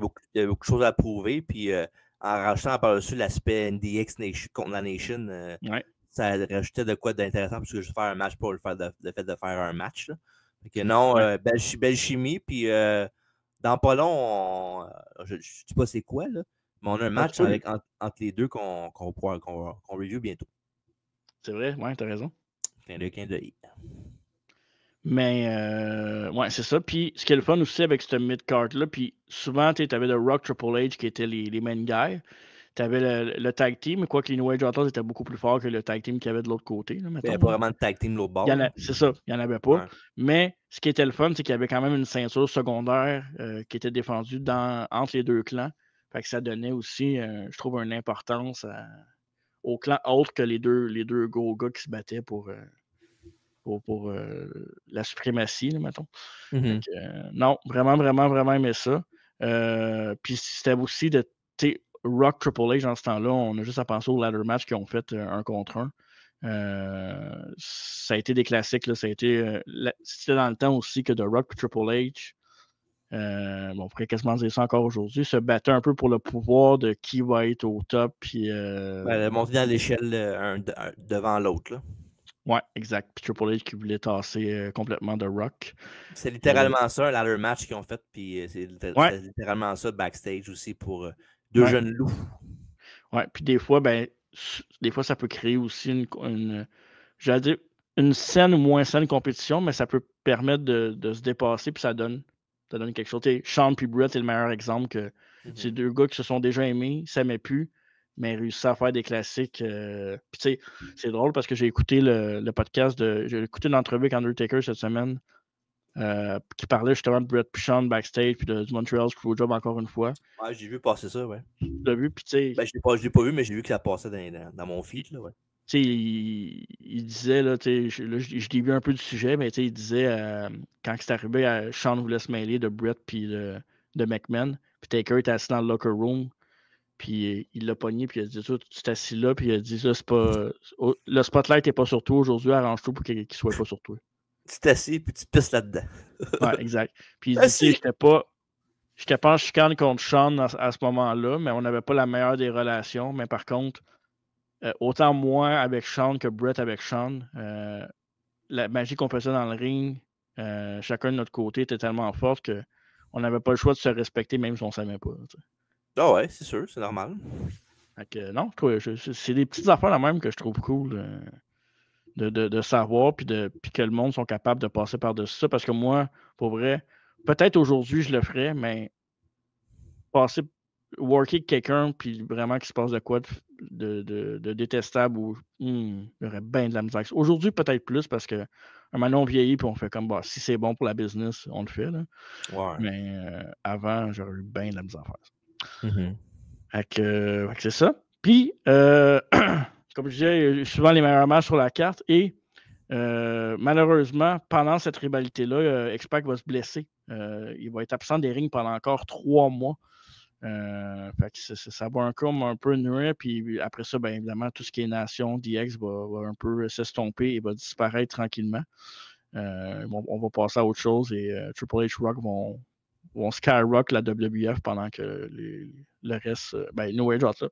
New Age Outlaws ont quand même réussi un bon temps à être très relevant, mais tout ce qui est de la Nation après ça, ça a diminué. D'Lo a réussi quand même à tenir son bout avec la European pour faire quelques bons matchs, là, Ouais. entre autres avec Owen, avec Jarrett, avec tout ce monde-là. Mhm. Mais tout pour ce qui est du reste, après ça, ça a tout fait. Et voilà, Mhm. en rivière. Une autre chose improbable, ça va être l'équipe entre Kane et X-Pac. Et quand on parle de layer dans la carrière d'X-Pac, ça, c'en est toute une layer. Là. Quelque chose qu'on ne s'attendait pas. Fait qu'une carrière un peu comme, tu vois, ça va dans tous les sens, mais il réussit toujours à faire quelque chose d'intéressant avec sa carrière. WCW, c'était in-ring, mais WWF, WWE, ça a toujours été storylinement parlant. Les matchs étaient bons, mais il a toujours réussi à faire fonctionner ce qu'on lui donnait comme créatif.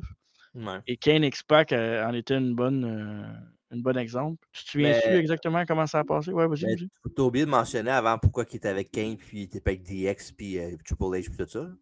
Ben, je te pose la question, c'est sûr que Ah, ben, c'est ça. j'allais te lancer la balle. Là. Ben, évidemment, un peu plus longtemps après, en début de 99, je te dirais, il y avait Rumble, puis DX était Babyface au bout, puis tout. Puis le lendemain, je pense que le lendemain du Royal Rumble, il y avait un match entre The Rock et Triple H, un Ouais. I Quit match. Puis c'est dans ce match-là que China a fait le heel turn contre Triple H puis DX par la Corporation. Puis à l'époque, ça, en fond, China a comme pris Kane sous son aile, genre comme boyfriend non officiel, mettons. Là. Puis Ouais. Ouais. comme ami. Là. Puis, Ami très proche. ouais, ça. Puis X-Pac puis Triple H étaient contre Kane puis China. Il y a un match à Saint Massacre qu'il y avait eu entre les deux équipes. Là. Puis évidemment, après ça, à WrestleMania, le match était entre Kane et Triple H. Puis à la fin de ce match-là, China a fait un heel turn, a fait un face Ouais. turn pour aller frapper Kane avec la chaise dans le dos. Puis Triple H gagne avec le pedigree après. Puis c'est ça. Fait que là, tout le monde dit ah, ben Chris, c'est nice. China a retourné du bon côté de DS et Triple H Babyface. Puis plus tard dans la soirée, ben, le match, je sais pas si tu en parlais tantôt, mais X-Pac contre Shane McMahon. Ben, Ouais. dans ce match-là, il y a X-Pac qui s'est fait tourner par Triple H qui a fait un pedigree à X-Pac pour finir DX. Puis en fond que Shane n'a pas vraiment tourné, elle n'a pas tourné face, elle est restée heel avec Triple H qui a tourné heel Ouais. lui-même. Mm-hmm. Puis, dans le fond, c'est ça. Fait que Kane et X-Pac, c'est comme genre les odd men out. Fait que après ça, tranquillement, pas vite, ils ont fait équipe ensemble. Puis c'est là que la chimie s'est installée. Peut-être pas au début, là, parce qu'au début, c'était pas mal plus genre Kane, il bat ses émotions parce que d'habitude, c'est un monstre. Là. Puis X-Pac essaie de le calmer, puis être un peu psychologue avec lui. Là, puis de lui montrer un côté humain, comme quoi qu'il y a du monde qui peuvent l'aimer, puis qu'il y a des amis, il peut avoir des amis, que c'est pas un monstre tant que ça. Fait que tranquillement vite, ils ont fait de la chimie ensemble les deux. Puis ils ont réussi par équipe une couple de fois, je pense 2, si je ne me trompe pas. Ouais. Mais ils n'ont pas. Ouais, 2, mais. Non, ok, ouais, c'est correct. Vas-y, continue. Ouais, c'est 2 fois. Puis évidemment, moi, pour vrai, c'était genre une des équipes préférées là, encore aujourd'hui. Tu sais, Kane et X-Pac. Kane 99, là, c'est pas mal mon année préférée de lui. Là. J'ai pas vraiment arrêté de penser genre c'est comme mon année de Kane préférée dans genre 25 ans. Là. Ouais. Mais c'est up there, c'est sûr. Là, parce que j'aimais beaucoup la chimie avec X-Pac, la storyline qu'il y avait. Avec évidemment X-Pac qui a dit Kane voulait prendre sa voice box pour parler. Puis là, il dit non, t'as pas besoin de ça, t'es un homme, enlève ça. Puis il parle comme du monde, puis après c'est fait suck it. Ouais, c'est malade, ça. Ça, c'était malade. Ben, c'était la première fois que Kane faisait quelque chose de comique, entre parenthèses, là, tu sais, que... Ouais. Non, mais tu sais, vraiment, parce qu'après ça, Kane a fait un peu de comédie aussi, là. Mais tu sais, c'était de la comédie, mais c'était pas de la comédie nécessairement assumée. Puis ça ressemblait beaucoup à Daniel Bryan aussi, son équipe avec Ouais, plus Daniel tard, là. Bryan. Sauf que Kane était beaucoup plus sérieux à ce moment-là, vraiment plus un monstre que. Il n'avait pas fait de comédie, il n'avait pas été non plus dans le mid-card où c'était vraiment. Il était dominant. C'était encore un gars dominant. Fait que c'est pour ça aussi que c'était comme un peu inhabituel de le voir s'allier avec quelqu'un qui était comme expert, qui était très excité. Puis, fait que Et non, mieux. moi aussi, c'est une de mes meilleures équipes. C'était tellement le fun à regarder. Tout marchait dans ce team-là. Wow, c'était. Je sais pas comment le décrire, mais c'est là pour. Tu sais, je vois ça puis je trippe. Ça marche. Ça n'a pas duré si longtemps que ça non plus. Peut-être genre Non. 3-4 mois, peut-être. Ouais, ben, tu sais, l'affaire la plus. Évidemment, il y a tout ce qui était avec la DX, là, tu sais, ils se sont un peu battus contre eux autres. Puis après ça, la grosse feud qu'ils ont eue, c'est contre Undertaker puis Big Show, où ce qui était dans le temps que Big Show, c'était la bitch à Taker, là, Oh ouais, mais il prend sous son aile, là, Ouais. dans le ring, dans des storylines, puis dans le backstage aussi. Là. Ouais, parce que ça aussi, dans une autre entrevue, il l'avait dit, là, quand Big Show est arrivé de la WCW à WWE, il se prenait pas pour de la merde, là, lui. Ben, il a battu Hulk Hogan dans son premier match. Ouais, c'est ça. Ouais, c'est dur après ça de pas gonfler un ego, là. Quand tu as ça au début de ta carrière, puis en plus que tu es un gars, si tu es un géant, fait que tu te dis, bah, au pire, Ouais. si je peux jouer throw my weight around, mettons. Fait que c'est sûr Ouais. que c'est comme dangereux comme recette. Là. Mais non, Ouais. c'est sûr que Kane avait, pas Kane, Big Show avait beaucoup d'ego, mais en même temps, ils ont donné ça. C'est pas lui qui a demandé, là, c'est les autres qui ont décidé de faire ça eux-mêmes à WWE. Ouais, mais tu sais, Taker était là pour calmer le jeu, puis il l'avait averti une fois, il a fait ses conneries, il l'a repogné par après, puis il a dit écoute, là, va falloir que tu m'écoutes parce qu'à un moment donné, ça marchera pas. Ah ouais. Bon, ça n'a pas plus marché, là, tant qu'à moi, là, mais bon, au moins, il a quand même duré Ben, un quand méchant bout. même, Là. là. Il a été là très longtemps, là. Ouais. Mais, bref, ça aurait pu être beaucoup mieux, mais ça, c'est pas Ouais, nécessairement à mais là, cause de son ego, là. C'est ouais, plus à c'est cause ça. du booking. Là. Exact. J'avais beaucoup aimé ce match-là entre les deux. Je pense que c'était à Judgment Day, ce combat-là? Non, non, pas partout, non, c'était pas là. C'est le C'était. 99 Ouais, c'est ça, exact. Donc, qu'on a fait le review là pas longtemps. avec Big Show puis sa couette en tresse, puis Taker son gros pinch, puis Ouais. Ben, Big Show, pareil comme dans WrestleMania 2000. exactement pareil, exactement Ouais. pareil. Puis non, moi j'aimais bien, évidemment, il y a toute la story aussi de Kane et Undertaker ensemble. Ouais. Il y a Big Show qui est comme plus gros, donc Taker, il est comme un peu chicken shit, mais en même temps, quand l'autre fait pas le job, il embarque dans le ring, il le tasse, puis il dit hey, moi, te montrer comment ça marche, comment on frappe quelqu'un. Puis, Oh ouais, ben c'est ça, dans ce match-là, c'est littéralement ça qui arrive. Là. Ouais, C'est ouais, Big Show qui fait le chokeslam à X-Pac, puis il dégage, puis Taker dit ouais. hey, tag-moi, Colin, là, puis il fait le tombstone, puis il le pin après. Puis c'est même qu'on fait ça, Calic. Ouais, puis on gagnait Bell contre X-Pac, puis Ouais. Kane soirée. Mais moi, je me souviens à l'époque, là, quand il avait dégagé, j'ai fait comme oh shit, ils vont gagner. Là. Parce que Kane et X-Pac étaient hot aussi dans ce moment-là. Oh Là. ouais. Ils étaient red hot, là, pour pas faire de jeu de mots. Ouais. Frank's Red Hot. Ouais, exact, la sauce. Pas un Sandwich Canada, des fois. commanditaire. Non, un autre affaire qui n'est pas commanditaire. Et ben après ça, on sait qu'X-Pac va revenir à ses premières amours et va retourner avec la D-Generation Les X. expos. Puis, Ah, ok. non, avec les expos, les amours. Puis tantôt, tu as mis la photo, tu avais jumpé un peu le Billy Gun, mais c'est pas grave, là, la photo, ce que, Ouais, dans mais le fond, t'as parlé de DX, puis j'ai mis des ouais, il photos n'y de a pas d'autres DX, mais photos. oui. Hein. Ouais. Fait que, ouais, ils vont essayer de démasquer Kane, puis c'est là Mais il que va se X-Pac tourner va contre. Ouais, Six-Pack va se tourner contre, contre Kane. Là. contre Kane. Parce Ouais. que ça, au début, ça, si The Outlaws avaient rejoint Triple H dans le groupe. Ouais. Puis avec Pac aussi, en fait. Là. Puis il avait dit ben, Kane, tu peux être avec nous autres dans le DX, c'est correct. Puis tout. Là. Puis évidemment, ben, ils sont tournés contre lui. Puis ça a mis fin à l'histoire avec X-Pac et Kane, là, le tag team. Puis ouais, je sais pas si tu veux dire qu'est-ce qui est arrivé après, là, mais.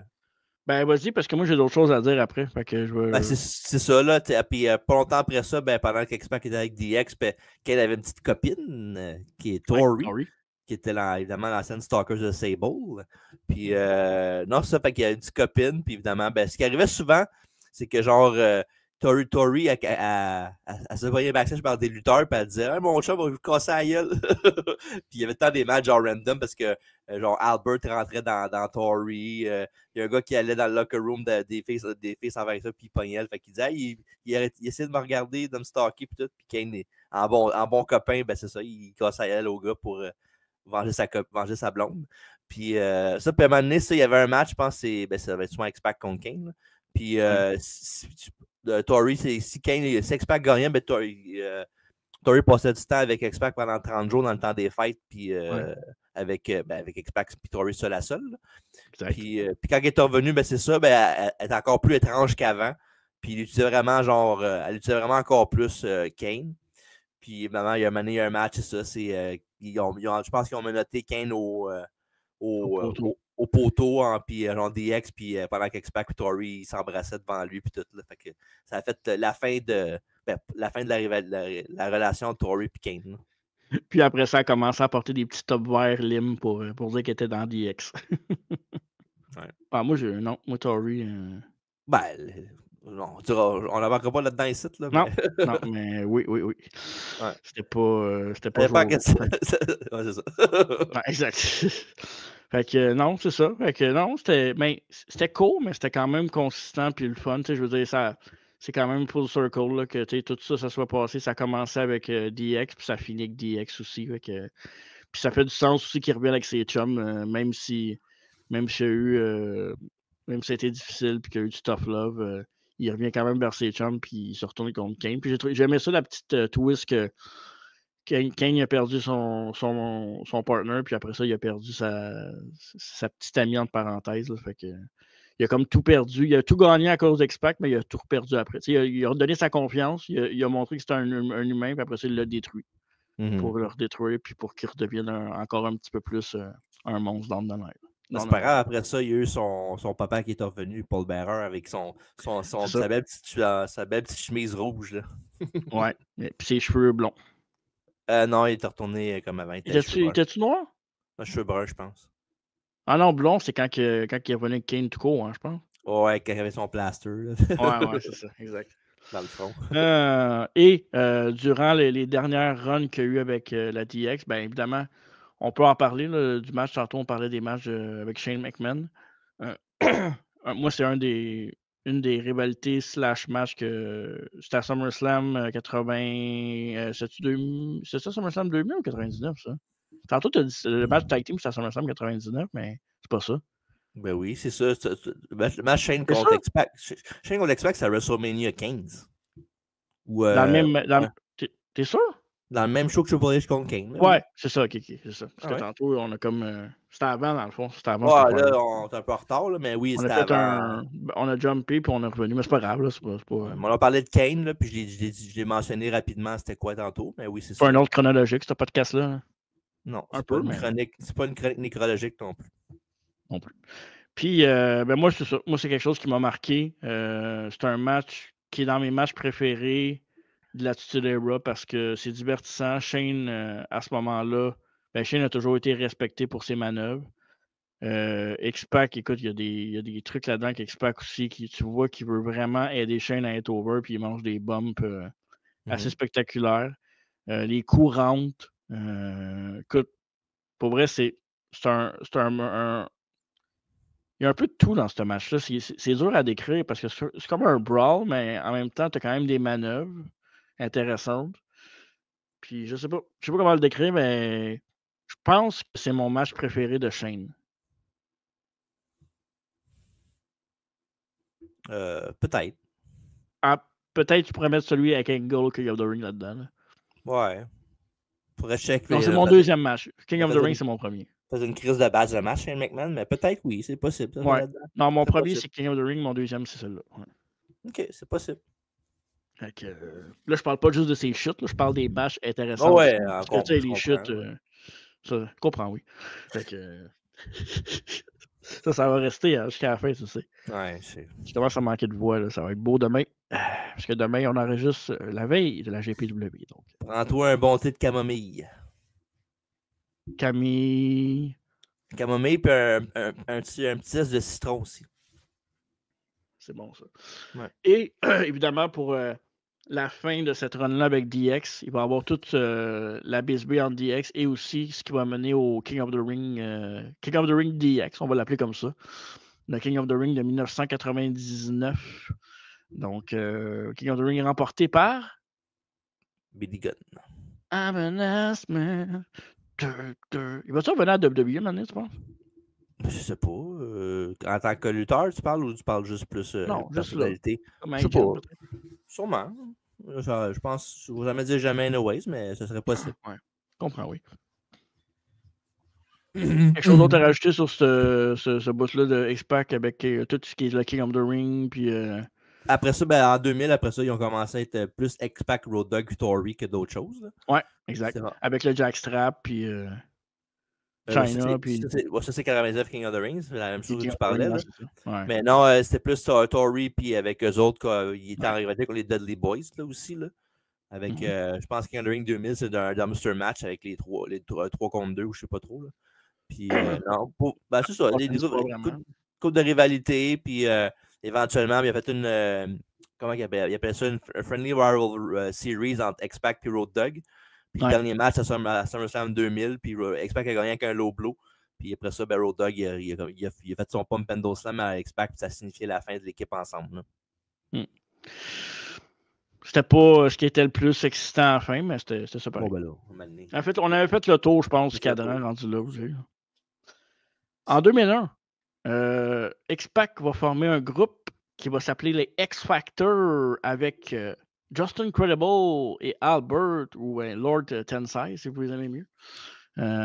Donc, A-Train. A-Train.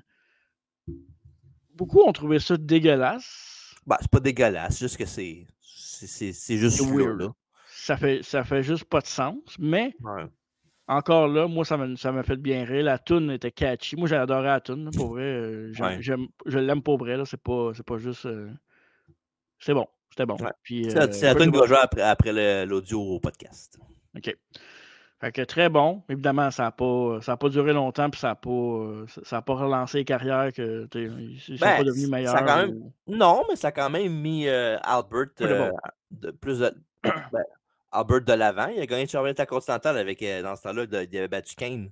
C'est quelqu'un qui était avec X-Factor. Ah, c'est vrai. J'avais oublié qu'il avait gagné à belt, lui. Ouais.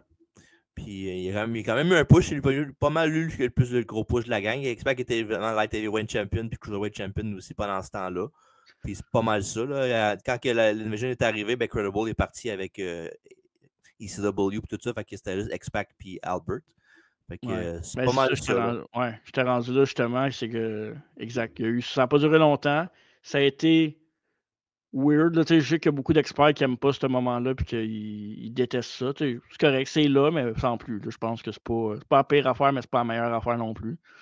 Puis tu en as parlé tantôt que l'Invasion, X-Pac, il va remporter le titre Light Heavyweight. Il va affronter Kidman lors de l'Invasion pour unifier les titres Cruiserweight et Light Heavyweight. Donc, il va gagner ce match-là lors de Invasion, qui est probablement... Il n'a pas perdu? Non, c'est X-Pac qui avait gagné le match. Je suis pas sûr qu'il a perdu. T'es sûr? Ouais, parce que c'était un des matchs. C'est X-Pac qui a gagné. Là. Tu me mets un doute. Là. Non, X-Pac avait perdu parce que c'était je pense que rendu là, je pense que c'était genre 4 à 1. Ouais, t'as raison. Ouais, pour Team WBF, puis c'est ça le match qu'on va venir de l'avant un peu. Rien dit. Ouais. Donc, mais c'est un excellent match à aller voir là, pour ceux qui. C'est un des bons matchs de l'Invasion. Une bonne affaire qui est sortie. Kidman, c'était un gars hot de l'autre côté. Ouais. Puis le mois d'avant, X-Pac avait défendu sa ceinture à King of the Ring 2001 contre Jeff Hardy, je pense aussi. Fait que... Ouais, c'est un bon. King of the Ring 2001, c'était un bon pay-per-view. Ouais, puis c'est drôle en plus parce que Jeff Hardy et X-Pac, quand X-Pac était One Two Trigger de la WWF en 94, là, puis il avait déjà fait un match contre Jeff Hardy Jobber. Fait que non, c'est cool de voir ça pareil. Là. C'est quoi, 94 à 2001, c'est quoi, 7 ans plus tard? Fait que quand même cool de voir l'évolution de Jeff Hardy puis qu'X-Pac est encore là. C'est quand même pas mal nice. En 2002, il va retourner avec la NWO, évidemment, avec Kevin Nash, Booker T, Big Show. Il va y avoir HBK aussi qui va faire son apparition avec ses cheveux courts. Scott Hall, évidemment, qui a toujours été là. Y avait-tu démasqué Kane à la NWO? Il avait enlevé son masque, oui. Il avait enlevé son masque, hein, c'est ça. Je m'avais laissé une note, mais je n'étais pas sûr. Ouais, X-Pac le portait après le masque de Kane. Ouais. Hey, j'aimerais ça que tu aies encore la face d'X-Pac pour vrai. La face d'X-Pac? le masque que tu avais de sa face, là, que tu avais Ah, envie de péter. je l'ai plus, là. Maintenant, j'ai beaucoup de dread, beaucoup d'âge, j'avais des punaises de lit, puis ça Ouais. n'a pas tenu le coup. Pauvre X-Pac. Il s'est fait manger tout rond. Ouais, exactement. Par contre, ça ne durera pas très très longtemps, là, tout ce qui est NWO puis la nouvelle ère qu'ils ont essayé de faire en 2002. Évidemment, il y a eu le retour de la NWO à No Way Out, comme on sait. Et ça a amené après ça éventuellement au face turn d'Hogan. Il y a eu Hall contre The Rock, pas contre The Rock, contre Austin à WrestleMania. X-Pac n'a pas fait grand-chose là-dedans à part être un sidekick. Qu'est-ce que tu vas faire? Tu vas me sortir. Là, quand je vois ta face de même à l'écran, c'est que tu vas sortir de quoi qui n'a pas de sens. Non, ça a du Ouais. sens. C'est une photo? Ça a bien du sens. Vas-y donc voir. Allez écouter ça sur YouTube. Là, ça va être intéressant ce qu'il va mettre là. Attends, tu prêtes? Oui, je suis prête. Vas-y. C'est boire. C'est malade, ça. All right. Je pensais pas que c'est ça que tu allais mettre. Mais non, bon. non, sur YouTube. Non, j'allais pas mettre X-Pac en G-string. Là. Tu l'as encore? Non. OK. Tu es malade, toi, j'ai brûlé ça. Malheureusement, Hall et Nash quitteront après ça la compagnie, puis X-Pac et la WWE vont se séparer. Donc, évidemment, c'est tous les enjeux de drogue. Là, à ce moment-là, il avait vraiment atteint le fond du baril.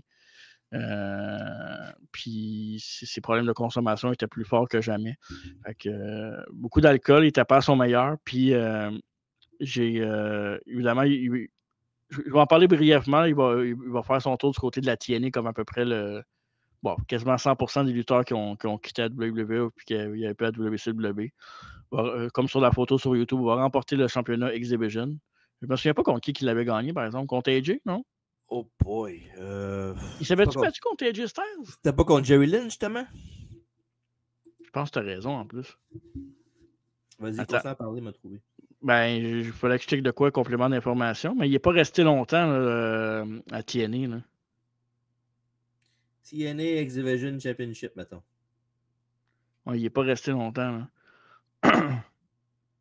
Il est resté même pas un an. Fin 2002-2003, là, tu sais.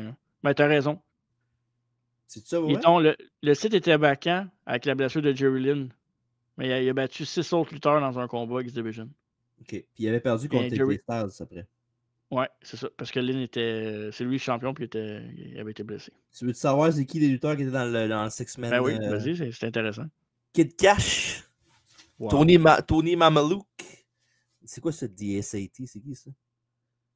En tout cas, c'est pas clair, là. Un gars de tag team nowhere. Ace Steel. Oh shit, Ace Steel, le chum de CM Punk. Puis AJ Styles dans un combat d'échelle.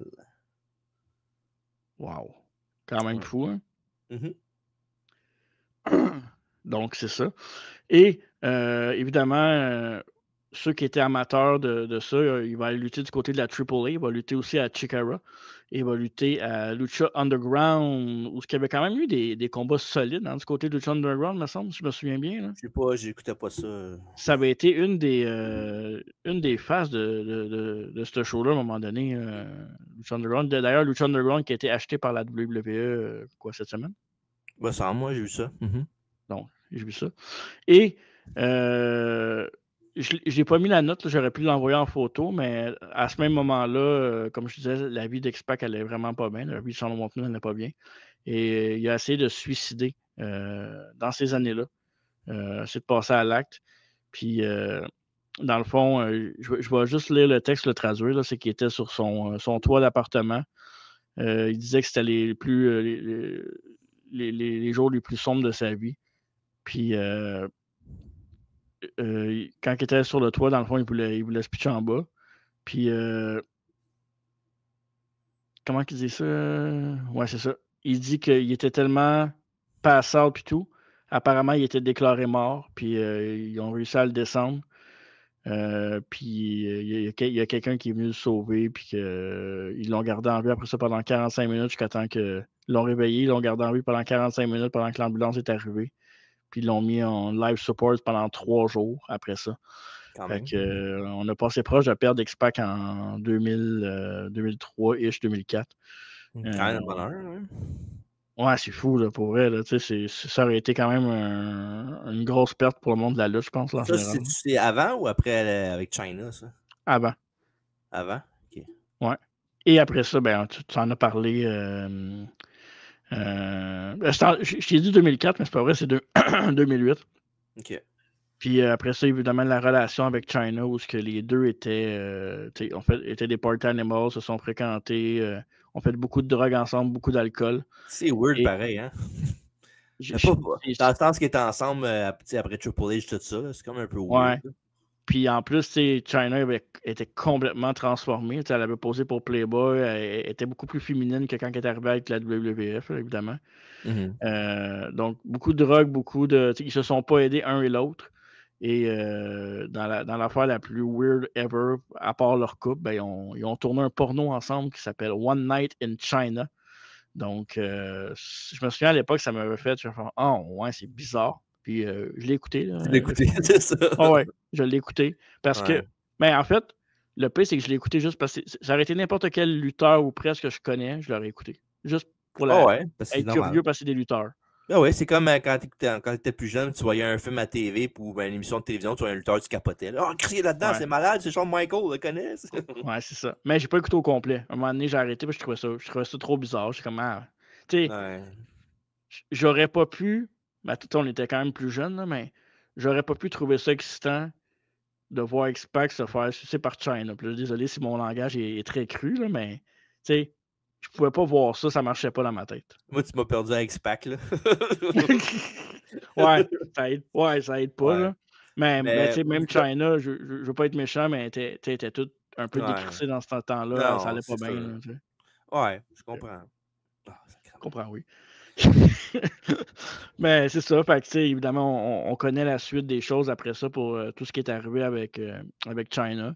Puis, tu sais, on n'a jamais vraiment, jamais vraiment blâmé X-Pac nécessairement dans le sens où, oui, ils ont eu leurs différends, mais X-Pac a toujours beaucoup aimé China. Tu sais, je me souviens dans son speech Hall of Fame aussi, il avait rendu hommage, puis il avait beaucoup de respect pour elle. Puis, tu sais, ils ont passé à travers des moments difficiles, ils n'étaient pas tous là ensemble. Fait que ça a été tough. Puis, bon, lui, s'en est sorti, elle, non.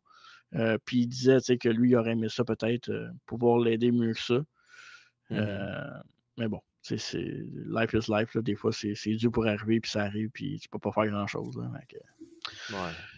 C'est un peu malheureux, mais quand même content que lui a réussi à s'en sortir. Et heureusement pour lui, après ça, avec l'aide de la WWE et de Triple H, qui a beaucoup poussé pour ça, mais Sean a pu reprendre sa vie en main puis aller en réhabilitation, payé par la WWE, chose que la WWE faisait souvent avec ses anciens lutteurs aussi. Ben, Là. ils le font encore, je pense. Hein.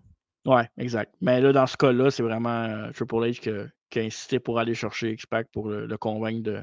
Parce que c'est une chose de les faire rentrer, mais il faut qu'ils acceptent aussi parce que Ah non, c'est c'est des sûr. Là. adultes, fait qu'il faut qu'ils signent, Ouais. là, tu sais.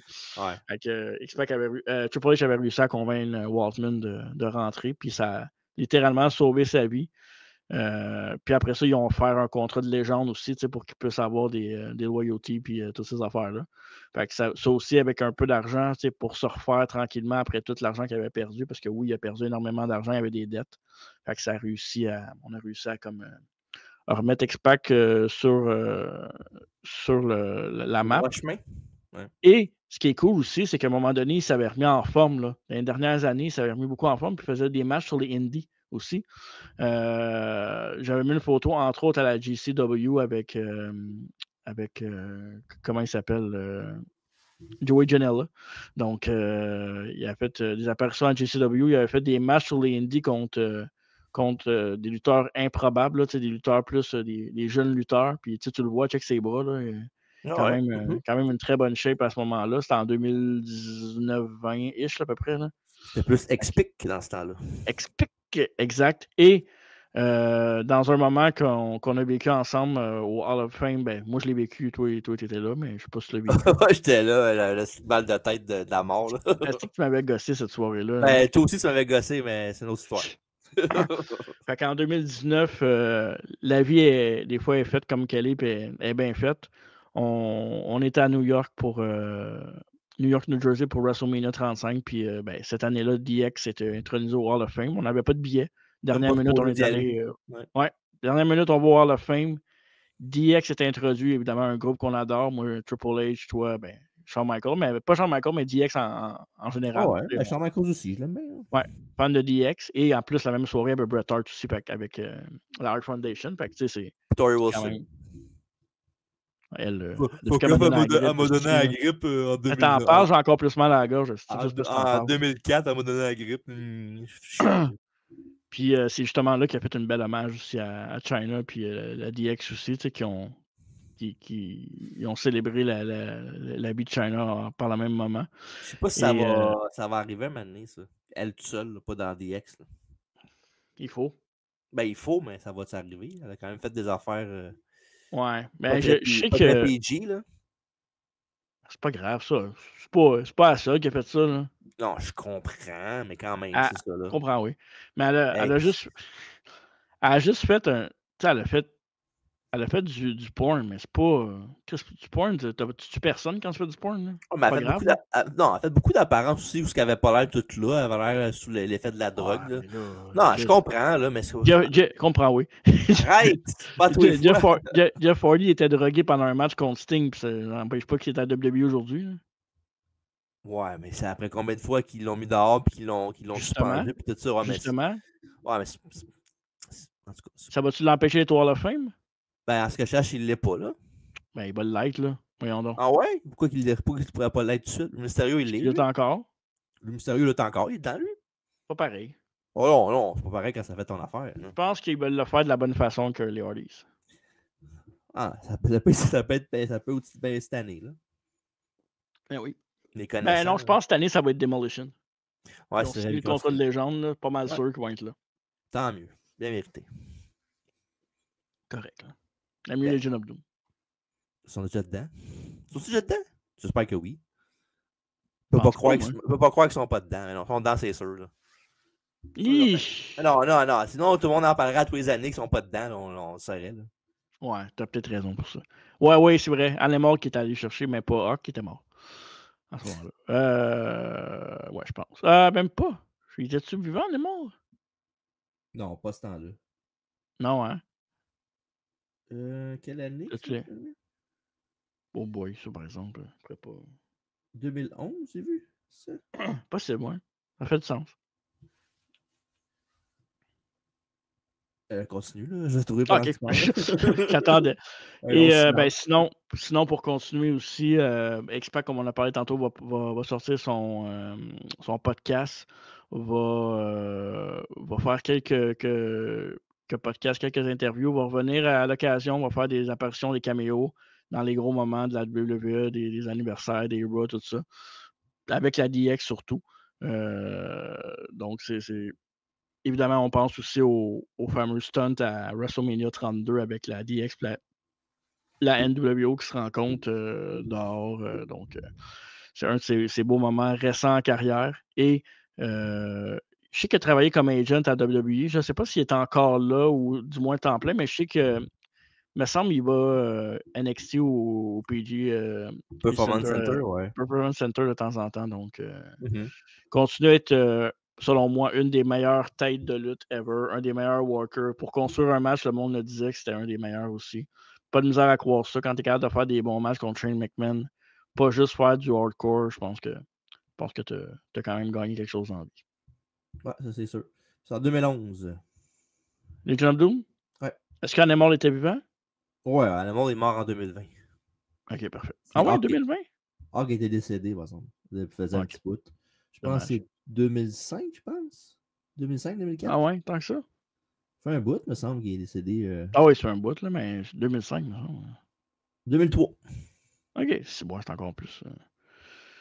Évidemment, les matchs que j'ai pour vous, ben, j'en ai parlé un peu, mais évidemment, le 1-2-3 Kid contre Razor Ramon à Raw, ça reste un match historique. Peut-être pas son meilleur match, mais il faut le voir absolument.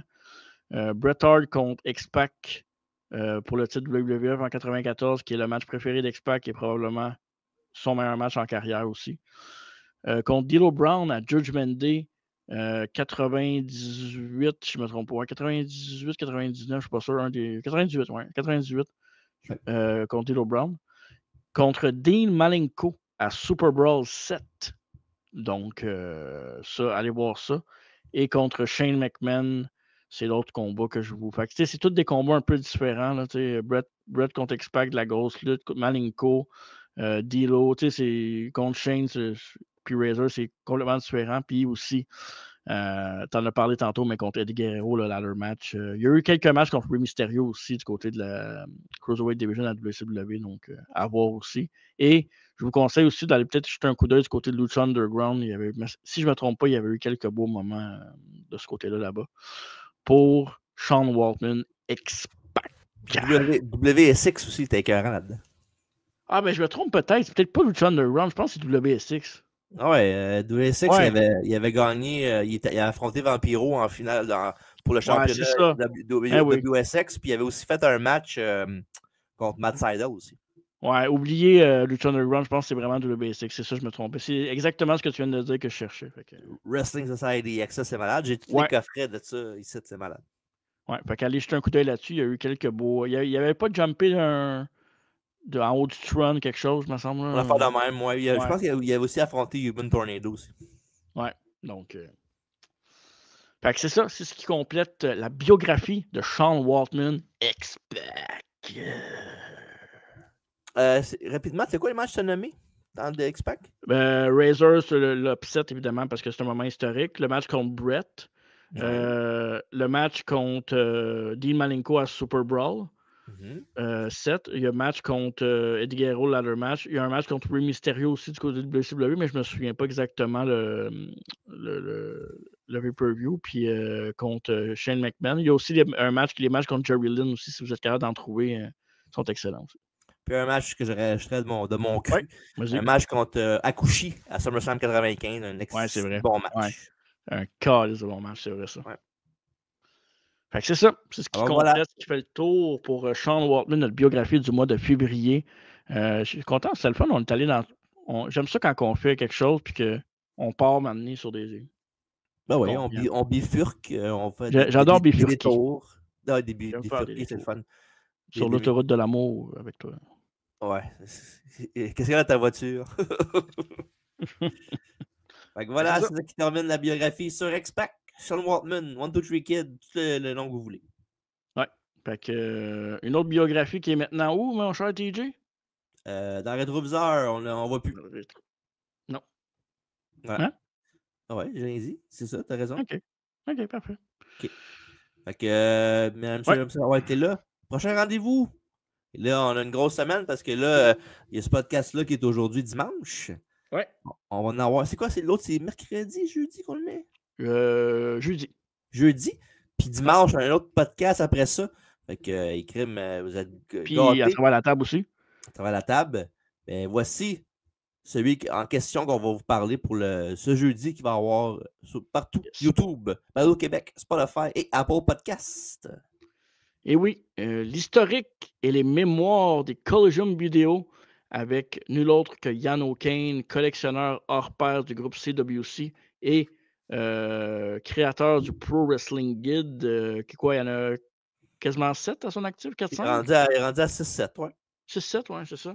Ouais. Fait que, il va nous parler de sa collection, de toutes les... comment je pourrais dire ça? Les versions de ses collections. Ça, c'est assez incroyable, merci. Puis, s'il y a un podcast on vous conseille de regarder en vidéo sur YouTube, c'est celui-là, parce qu'il nous montre vraiment tout ce qui est... Évidemment, c'est un gros fan d'Hulk Hogan aussi. On parle d'Hulk Hogan aussi beaucoup dans ce podcast-là. Donc, allez voir ça. Ça vaut vraiment la peine avec Yann O'Kane. Vous allez être divertis. Puis, ça a été facile. On n'a pas eu besoin de dire grand-chose. Il est en feu. Ouais. Puis, on dit beaucoup YouTube, ça vaut la peine, là, mais je vais arranger le quoi pour l'audio que vous allez aimer ça aussi. Mettons, vous ne pouvez vraiment pas écouter celui sur YouTube, ben, celui sur l'audio, vous allez vous faire pareil. Je vais mettre plein d'extraits de VHS de Carlos Windows, vous allez capoter. Parfait. Et bien sûr, qui dit février, qui est terminé, dit mois de mars. Oh oui, et au mois de mars, c'est tout un mois qu'on a, évidemment. Gros line-up avec la biographie du mois de mars. On en a parlé il n'y a pas longtemps. Legion of Doom, Hawk Animal et Hall of Famer. Donc, c'est une grosse biographie qui va prendre énormément de temps. L'année 2002 en review, une des meilleures années dans le monde de la lutte professionnelle. Il va y avoir aussi notre spécial booking de fantasy. Donc, qu'est-ce qu'on ferait avec certains lutteurs de génération, de plusieurs générations, plusieurs sphères de la lutte professionnelle à travers les années, à travers les promotions. Saturday Night's Main Event aujourd'hui dans l'histoire avec Sergent Slaughter contre le guerrier, l'Ultimate Warrior, évidemment. Et on termine ça avec Fully Loaded 98 avec Triple H sur le poster. Quel beau poster. Et entre autres, X-Pac contre D'Lo Brown. Un de tes Oh choix de tes matchs yeah! à regarder l'X-Pac. That's it. Et puis, mon fantasy booking, je pense que je vais changer des affaires. Pour vrai? Comme quoi? Ouais. Beaucoup? Non. Pourquoi? Ben, je sais pas. Dis-moi les, là, mais on checkera ça. Moi, y penser, mais il y a ça. Il y a quelque chose que j'ai oublié de mettre. D'accord. Et à travers la table, évidemment, chaque mardi, 20h30, live sur YouTube, Facebook et Twitch. Donc, les invités, la lutte moderne, lutte québécoise, tout ça. Parfait. That's it, that's all, hein, messieurs. That's it, that's all, baby goes to sleep. Ouais. Wake up and smell the coffee. C'est ça. Fait que merci, TJ. Bien apprécié. Beau podcast. Sir. Lâche pas. T'es capable. On lâche pas. On est capable les deux. On est encore capable. Ah oui, oui. Moi. Fait que merci d'avoir été là, messieurs. On se voit pour la semaine prochaine. On se voit jeudi pour un autre gros podcast et mardi pour travers la table. Pour vrai, cette semaine, je pense que vous allez nous voir dans votre soupe. Fait que voilà. Fait que, mesdames, messieurs, merci d'avoir été là. Merci Marco. Merci. Moi-même. Et surtout, n'oubliez pas à la maison, très important. Arriba!